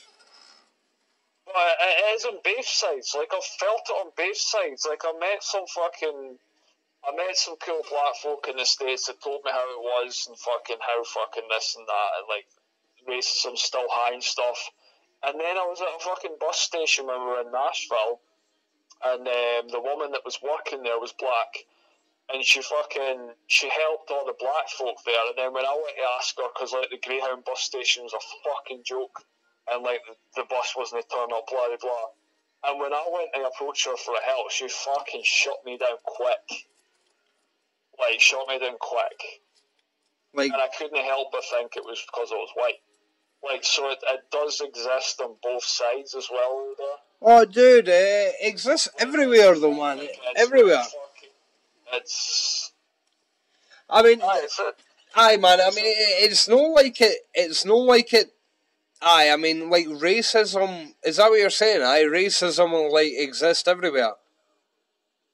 Well, I'm just saying, like, in the States, like, I got quite a shock because, like, obviously we've all grew up here, like nobody here is really, like, we're in the country, so, like, we're surrounded by folk that, like, are fucking, like, they'd be more predominantly be, like, they're not racist, but, like, they're more sort of fucking country folk because that's where we're from. Right. As opposed to the cities where folk are more accepting and stuff. Like, that's how it is, and that's how it is everywhere. Like, genuinely, like, fucking, like, well, we're all white here. We've not really fucking, we've not, there's no, like, well, like, it's not like we're in, like, Glasgow or anything where it's all sort of multicultural. Like, it is a wee bit here, but it's not that, like, multicultural. Aye, no, I know what you mean, man. No, it isn't it? I mean, like, it's, aye. What I'm trying to say is, like in the cities and places like that, like, it's racism I don't think is as big as what it is in, like, countries, like in the countryside and stuff. And I'm not saying that folk around here are racist, that's not what I'm saying. I'm just, like, taking this for, like, an outside kind of perspective and thinking, like, I've worked in a lot of environments. I've worked in, like, the sawmill where you're working with 150 men. You get to understand the way kind of folk think about these things. And I was pals with, like, obviously, like, fucking Vlad and Emil and Rosen and, like, the Bulgarians. But, like, I heard the way other folk would speak about them. Yeah. Being like, oh, fucking Emil, useless cunt and that. But Emil was, like, my pal. Kind of, like, I got on fucking great with him. Same with, like, Vlad. I'm fucking good pals with Vlad. I gave my pedals to Vlad before I went travelling. Like, I got on really good with Vlad, and, like, I'd hear something like, that fucking stupid Bulgarian cunt and this and that, and I'm like, what the fuck? Like, so, like, you see wee things and hear wee things, Ken. And, what was I saying? I was on about fucking Nashville. Fucking, was it not? Hey! Oh, fuck, I can't remember, I was talking about the States, man, how, like, fucking, I got a big shock, because obviously, like, we've been brought up here, and, like, we understood what, like, the problems they had across there. And to be honest, I've never experienced racism here in my life. Like proper racism. But I've heard, like, comments being passed. Like, I've never fucking walked in the street with somebody and somebody's turning around and fucking dropping N-bombs and this and that like it's somebody or fucking what, you get what I mean? Yeah, man. Like, when have you ever fucking walked into a pub in the face and somebody's shouting it, like, the N-word at somebody, like, that's black or, like, it's no happened. It doesn't happen. But it does happen fucking in the States still.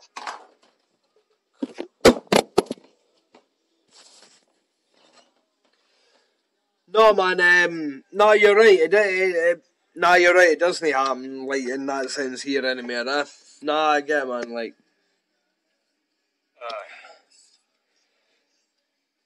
mental. So the moral of the story is they fucking dumb cunts are getting found out, and folk are like genuinely mere fucking accepting and Yeah, man. forward. Yeah. Big tangents. Like, I don't know how the fuck we got onto that. Fuck only knows, bro. We must be hitting the fucking 3 hour mark anyway. 2 hours 58, 57. No, it's not. It's 3 hours 06. Is it? 3:07 on my phone actually. What, have you been recording that and all? No, I've just put my phone, put my ear. Oh, right, I'll tell you what it is, man. Like, I'm just judging with the phone recording the audios. The couple of times I've paused to go in for a piss. I totally fucking forgot this was getting recorded. Hey, dude, I think it's been a great conversation. I was speaking to my young, like, Andy, a couple of nights ago, man. We were just, I can't remember what we were talking about now, but we had a great conversation. We were speaking for about a couple of hours and that, and just talking about shit. And it was a good conversation, man. That's what I mean. Like, I'd be doing this with you anyway. I might as well have a phone sitting there because, like I say, if it can lead to cunts just listening to it, being like, on SlaughterCast, listening to they cunts, whatever, and then sell some t-shirts, sell some merch or that, you can do something with it. Why no? Why no, man? Fucking 2020, bro. You can, like, if we're going to be talking, if we're going to be talking, we might as well put on the internet. Everyone's doing it. We might as well do it. Can, why no? And I think our conversations are interesting, man. Like, whether it's you, Cheesy, AD, doesn't matter. Make videos with me and think they're interesting. You can, so like, oh, dude, I'm growing plants at home now. Wait, fuck. Like, what kind of plants are we talking about? They're tiny wee plants, man. Aegis sent me them. I think they're my car insurer. And I'm going to take a picture every day, but the last couple of days I've taken 2 pictures a day because they're growing really quick. And then I'm going to, at some point, like, start taking pictures zoomed in on certain bits and then line them up on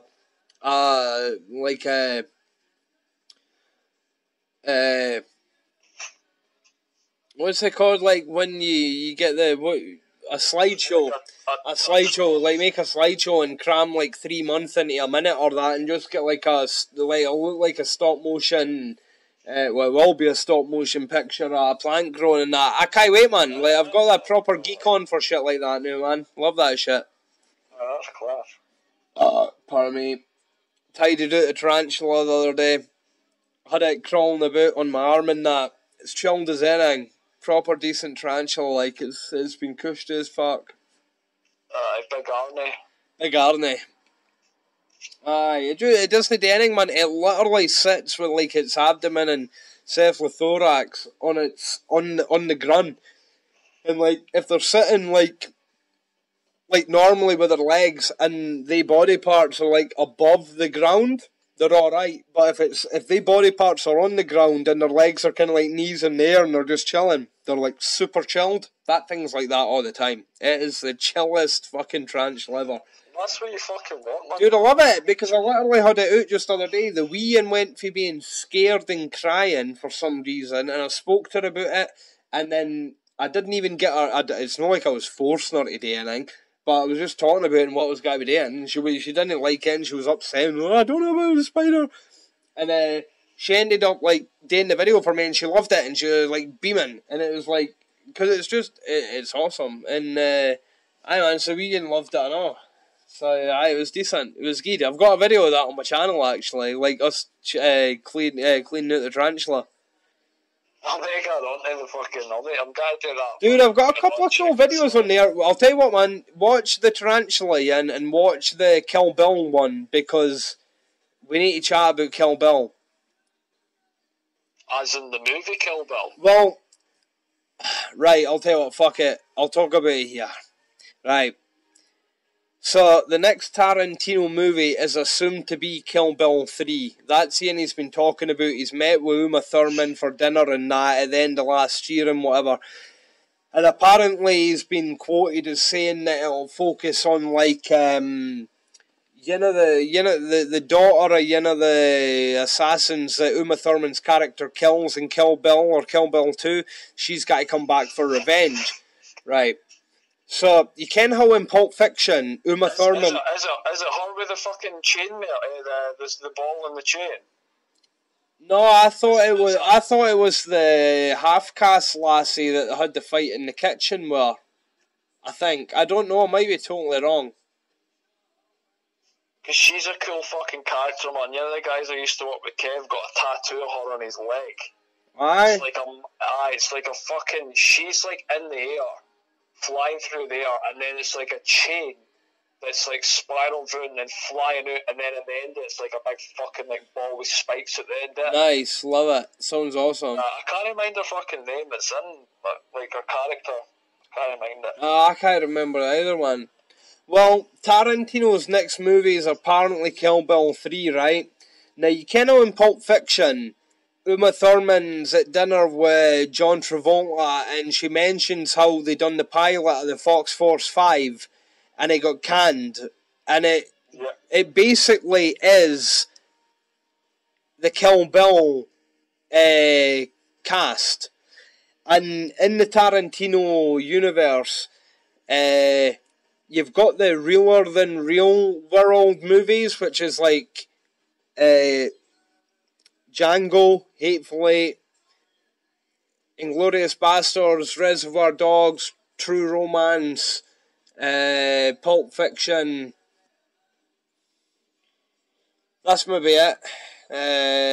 And then in the movie within a movie universe, you've got Death Proof, Planet Terror, Kill Bill, Kill Bill 2, From Dusk Till Dawn, and they are like the movies that the characters in Tarantino's real character universe would go and see if they were at the movies. Right? So, assuming that Kill Bill is actually the Fox Force 5, because it sounds just like it, like Uma Thurman talks about in Pulp Fiction, I want to see instead, you know, there's crossovers, not just for like character names, and not just for like branding of cigarettes and that ties and advertising between the movie universe and the actual real character universe. I want to see a proper crossover. I want to see something along the lines of, at the end of Kill Bill 3, that closes off the Kill Bill characters, you could see, because Kill Bill's not actually Uma Thurman playing Beatrix Kiddo, the bride, it's actually Uma Thurman playing Mia Wallace for Pulp Fiction, who is playing Beatrix Kiddo in that TV show that's became a movie. I want to see the crossover be that at the end of Kill Bill 3, you see them like real world Tarantino characters, Mia Wallace shooting the next season or the next movie a Kill Bill 4 or something like that, or maybe Kill Bill's done but it's the next movie that she's doing as a character, Mia Wallace, but it has to be in the Pulp Fiction universe, and I want to see her get wiped out. And I was thinking, just for the sake of it, because Samuel L. Jackson does cameos in Tarantino's movies, he could be the one to wipe her out, but super short cameo where she gets wiped out, you'd maybe need a slight bit of setup to explain why Samuel L. Jackson as Jules for Pulp Fiction would wipe out Mia Wallace, Uma Thurman, at any point, because, like, in that movie, he's like Marcellus Wallace's main heavy, along with Travolta, even he turn on him and kill his missus. But that's what I was thinking, man. I was thinking it would be cool to just get a crossover that actually puts a scene to tie in the real world and the movie world of the Tarantino universe that isn't just like advertising cigarette brands or Kahuna burgers or something like that. I thought that would have been cool. In fact, I still think it's cool. When I'm telling you, I think it sounds cool. That's mad. So that's fucking. I've honestly never. And why would I? I've never considered any. I don't even ken fucking that. That's mad as fuck. well, dude, is there some sort of fucking mad theory? I take it you've looked into about this. No, man. Well, like, here's the thing, dude. Like, in Pulp Fiction, you've seen Pulp Fiction.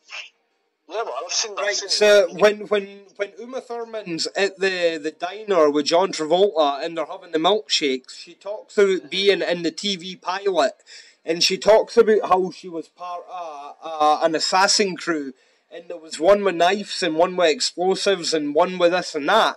And if you look at Kill Bill, it's the exact same. In Kill Bill, you've got she's got the fucking katana, and you've got the in with knives that she fights in the kitchen, and you've got the in with all the different things, and it looks like in his universe it's predating her talking about a future movie within the universe that they would watch, because they're the real characters that would watch that movie, even though as real humans in our universe we get to watch them all.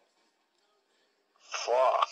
Yeah, man, and I just, as a fanboy, want to, like, yeah, man, I mean, I love his fucking shit. I'm not a proper fanboy, cause I didn't get all, like, I can't think of, like, too much, but, like, I really do love his fucking stuff, like, and I would love to see something like that. I would love to see a proper crossover, because I don't think there's been an instance in his movies like the yin that I'm proposing that actually bridges the movies that they watch in that universe with the characters that are actually in that universe. It's all like we assume that's a movie that they characters watch. We assume that's a movie they characters watch. I want to see a scene in which you see the characters creating the movies that the characters will watch, because the characters are part of that character universe.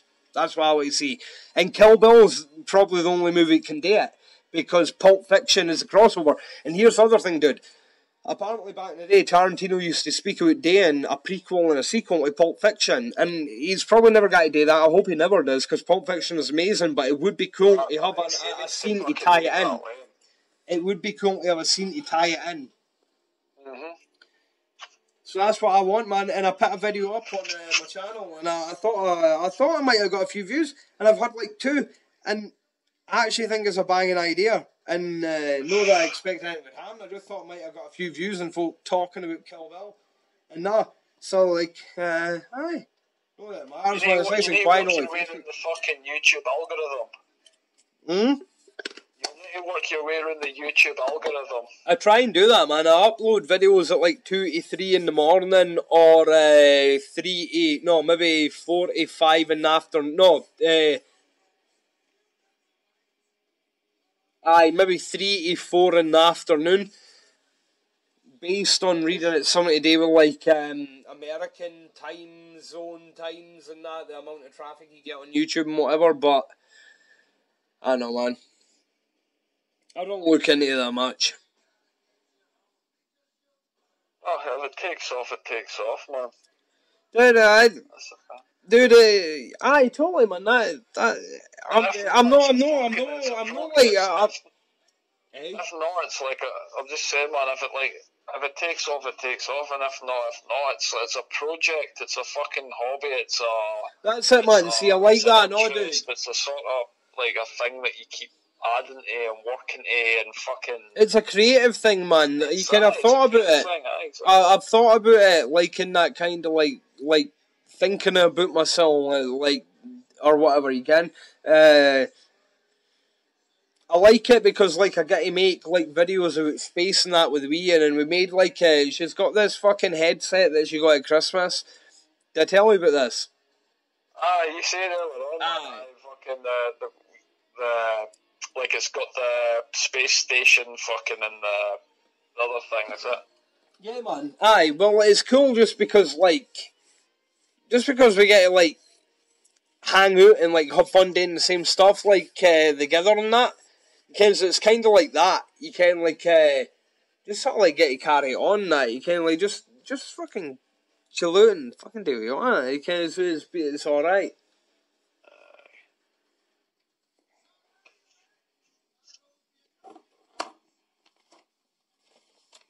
Yeah.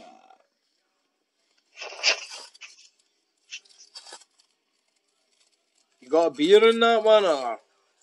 I've got a beer, but I'm just getting a bush shortly anyway, so I'm going. Aye. I was up at fucking 5 o'clock this morning, man, so I'm fucking knackered. Nah, man, it's cool. It's been a while, man. We've been sitting here for over 3 hours, like. Sitting fucking drinking beer, smoking weed, chatting shit for fucking 3 hours. 3 hours, fucking 20. It's been class. 20, man. It's been class. It's been class. It's been good. It's been good. Nah, man, I've genuinely enjoyed. I've enjoyed the lockdown and that. You kind of have. It's not been bad.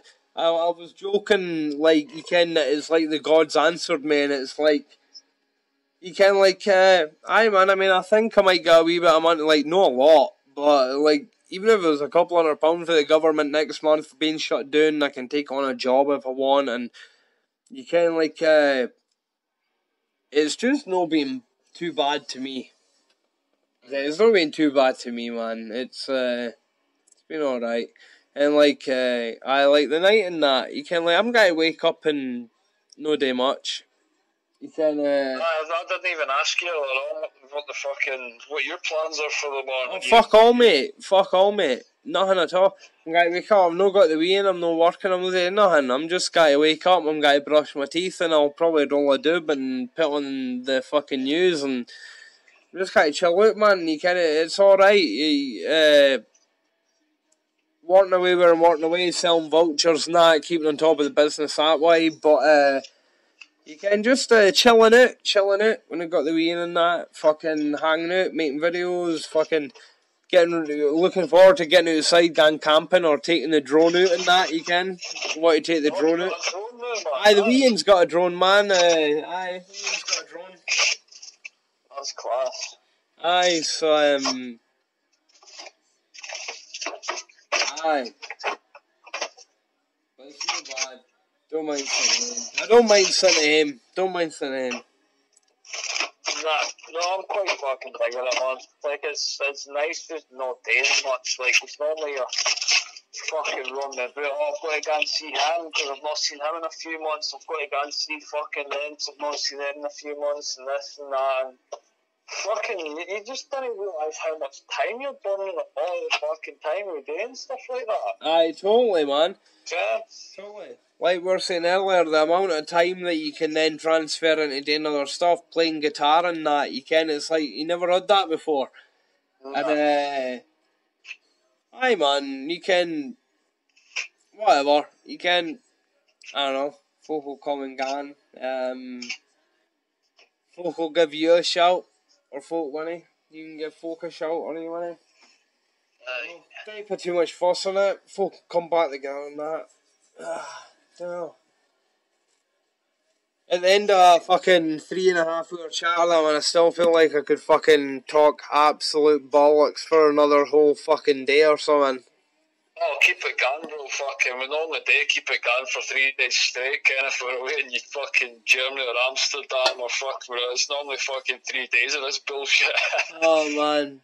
See the number of times I've told the Amsterdam story, puking in the car or whatever. Tell that a few times. We Stu, man, fucking, we're like, where the fuck Stu? Stu's out there fucking hanging out with the fucking canal spirit at Casdal and that. So I mind sitting taking the piss at him in the fucking pub because he wasn't in a good way. And then next week, you know, it's me that's fucking spewing out the fucking side of the taxi. Class. Whoa, what a time, man. That was class. That was a great time, man. I remember talking to Kirk Winstein. Is it Kirk Winstein? Weinstein? Aye, on the Friday night. Aye, man. Like, what I was trying to say to him was, and I was smashed, so I slivered through it and made a right cunt of myself, I think. But what I was trying to say was, does it kind of like, if and when you become more recognisable, people kind of like will intrude on your space more often, just maybe even for a picture or that, and they might not respect the fact that you might just be out trying to buy bread or take your kid out for a walk or that. Does it fucking annoy you? And it never came across like that at all. No. No, I made a right arse at it, and I probably pissed him off. I don't know what I said.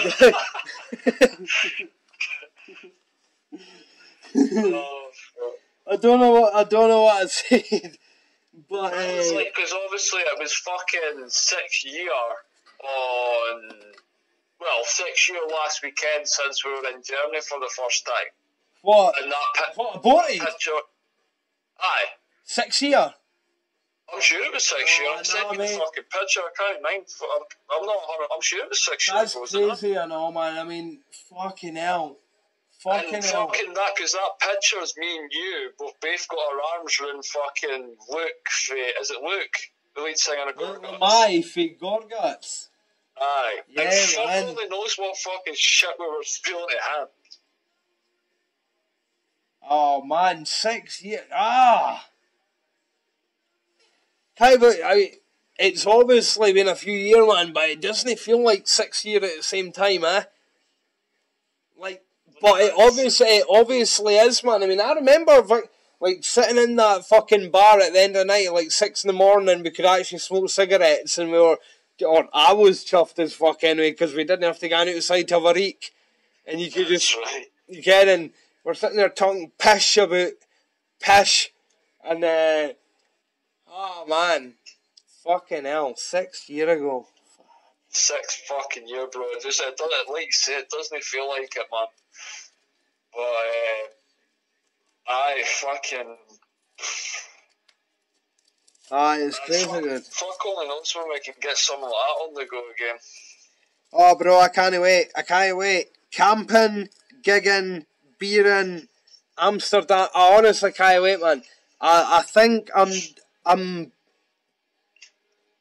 my plan is, or my idea is, if I can just sort of like keep a couple £100 down either side, then when the restrictions lift, just gotta get Amsterdam and fuck a tidy hooker.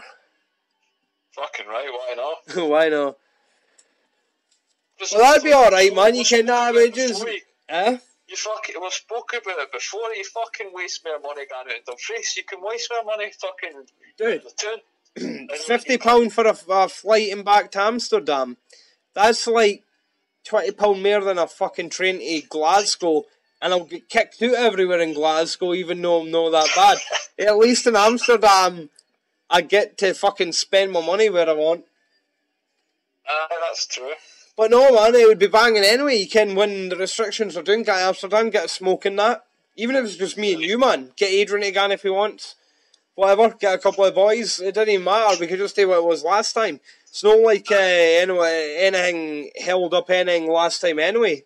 Fucking 10. Next time, like I was obviously there with the boys last year, and fucking I'd said to myself then and there, like, if I'm ever to return to Amsterdam, I'm chilling, dude. I'm not fucking, because like that was the plan that time. We did chill on the last day, but I mean, it was the same. You get to Amsterdam, it's just fuck it, let's go. It's just chaos. It's drinking and this and that. And I want to just chill. Like, I want to just go in there and fucking drink coffees, get in my fucking bed at a good time, get up at a good time, and like I can do all that. If you're shagging hookers at night, I'll be back at the fucking hotel smoking fucking jutes, crashing out, getting a flight home. But I don't give a fuck. You know what I mean? I'm like in there and fucking chill, as opposed to like proper partying. Dude, I'm alright with chilling, man. I would just like to shag even one hooker, one really good looking fucking lassie, man. I'd like to fucking just yin. But I mean, that could be even just one night. We could fly out on a Friday early in the morning, have a few smokes. I could go and shag a good looking lassie. We could fucking 20 minutes later get a few more smokes, chill out, and that would be it. 20 minutes out the day would mean nothing. No. Aye. Fucking, aye, no, definitely. Fucking, I can't wait, man. No, I just can't wait to get gigs, can't wait to get on camera, can't wait to just be able to get... The thing is, man, it's like, it's not even like, was it Amsterdam a month before the COVID and that? I've not been in 2 years now, but I'm just looking forward to be able to get in somewhere. And I fancy guy Amsterdam for a smoke and that. Fancy guy fucking... It's the best weed in Europe, man, so... Oh, man. Like, you're just getting, like, when we were great, last man. there, It was absolutely fun. I absolutely fucking loved our time in Amsterdam, man. I loved it. Loved it. Nah, it was great. It was just so fucking good, man. So good. Fuck anyone that looks down on it. You can, like, fuck them. You can, like... Amsterdam's a dirty place. What pish? You can, I remember telling my mother. I joked with my mother. I said something about shagging a hooker in Amsterdam. I even like saying hooker, man. It sounds derogatory when it's far cleaner and more business orientated looking anyway, and just better than like the idea of like, oh, some hooker on the corner with some mad pimp that's like. It's not like that. It's not like that. Ken, my mom was like, oh, you better if I get wrapped it. I was like, trust me, mother, fucking probably a lot safer. In fact, I guarantee a lot safer in fucking Amsterdam than fucking probably ever our fucking last ever slept with. You can, like, just the cleanliness, the wipe down, the fucking, the rubber, the fucking, the kitchen roller, the top, the fucking, the whole lot, man. I mean, it was, like, way more prep than, like, when I start a tattoo. Short of like plastic covers, obviously. I just mean like wiping and kitchen rolling that doing and cover it like that. That's what I meant. I mean, you sound overly ridiculous, but like, so my mom was like, "You better watch it." It's like, fuck off, man. I mean, honestly, it's not that bad. Like, I mean, it's proper like. I mean, like they're doing that all night. They didn't want to be catching shit. I mean, it's a business, isn't it? Nice. Nice, very nice. Very nice, how much? How much? Well, the best is my next time again. Who was it? Was it you or someone who was saying that like someone had went with a hooker in Amsterdam and he was like, I don't know, walking on his fucking upside down with his feet in the ceiling or that, and like gone down or like 69 walking like vertical crabs and shit and. Oh, no. That was the guy who was in Amsterdam with, but he was fucking some Thai chick fucking before he was in Amsterdam. This was his, like, he wasn't gone out with her or that, it was just this kind of bit on the side. She was fucking wild. They were just snorting hundreds of coke together, and, like, she was like, oh, watch this. Like, pretty much when they're in the bed and that, and he's lying there fucking about, and she's, like, in a weird crab position, like back, sucking his dick while he's like leaning up, licking her pussy, and just fucking chaos, just like coke-fueled fucking wild sex. And I was like, fucking hell, man. This is the same guy that like he fucked off to Doha to work on the cranes and that. And he was there for like a couple of years. He'd come back and forth. But like, he was banging. I didn't believe it at the time, man, but he was banging some serious fucking chicks out there. Like, cause like, obviously, like Doha, like Saudi Arabia and all that, they're all like the bits where they've got like a lot of fucking women for sale. Like him and his dad, cause his dad was working there and all, would take him like 9 girls. Like his dad would have fucking 4, he would have 5. And he's like cable tying the fucking arms behind their backs and just fucking licking them out and shagging, making his way down the line. And I'm like, what the fuck? I remember you telling me about this years ago, dude. I remember you telling me about this years ago. Fucking chaos, man. And I didn't believe it until the videos started being shown to me. And he's like, oh, that's my dick going out her ass and that. I'm like, what the fuck? I'm like, what is this? Like, what the fuck's going on here? And he's like, she's Russian, she's Malaysian, she's this and that. I'm like, fucking hell, man. Aye. I remember you saying about that vlog ages ago, dude. Class. Aye, man. Like mental. I didn't believe it myself until I started seeing fucking videos and shit and pictures, and I'm like, fuck me.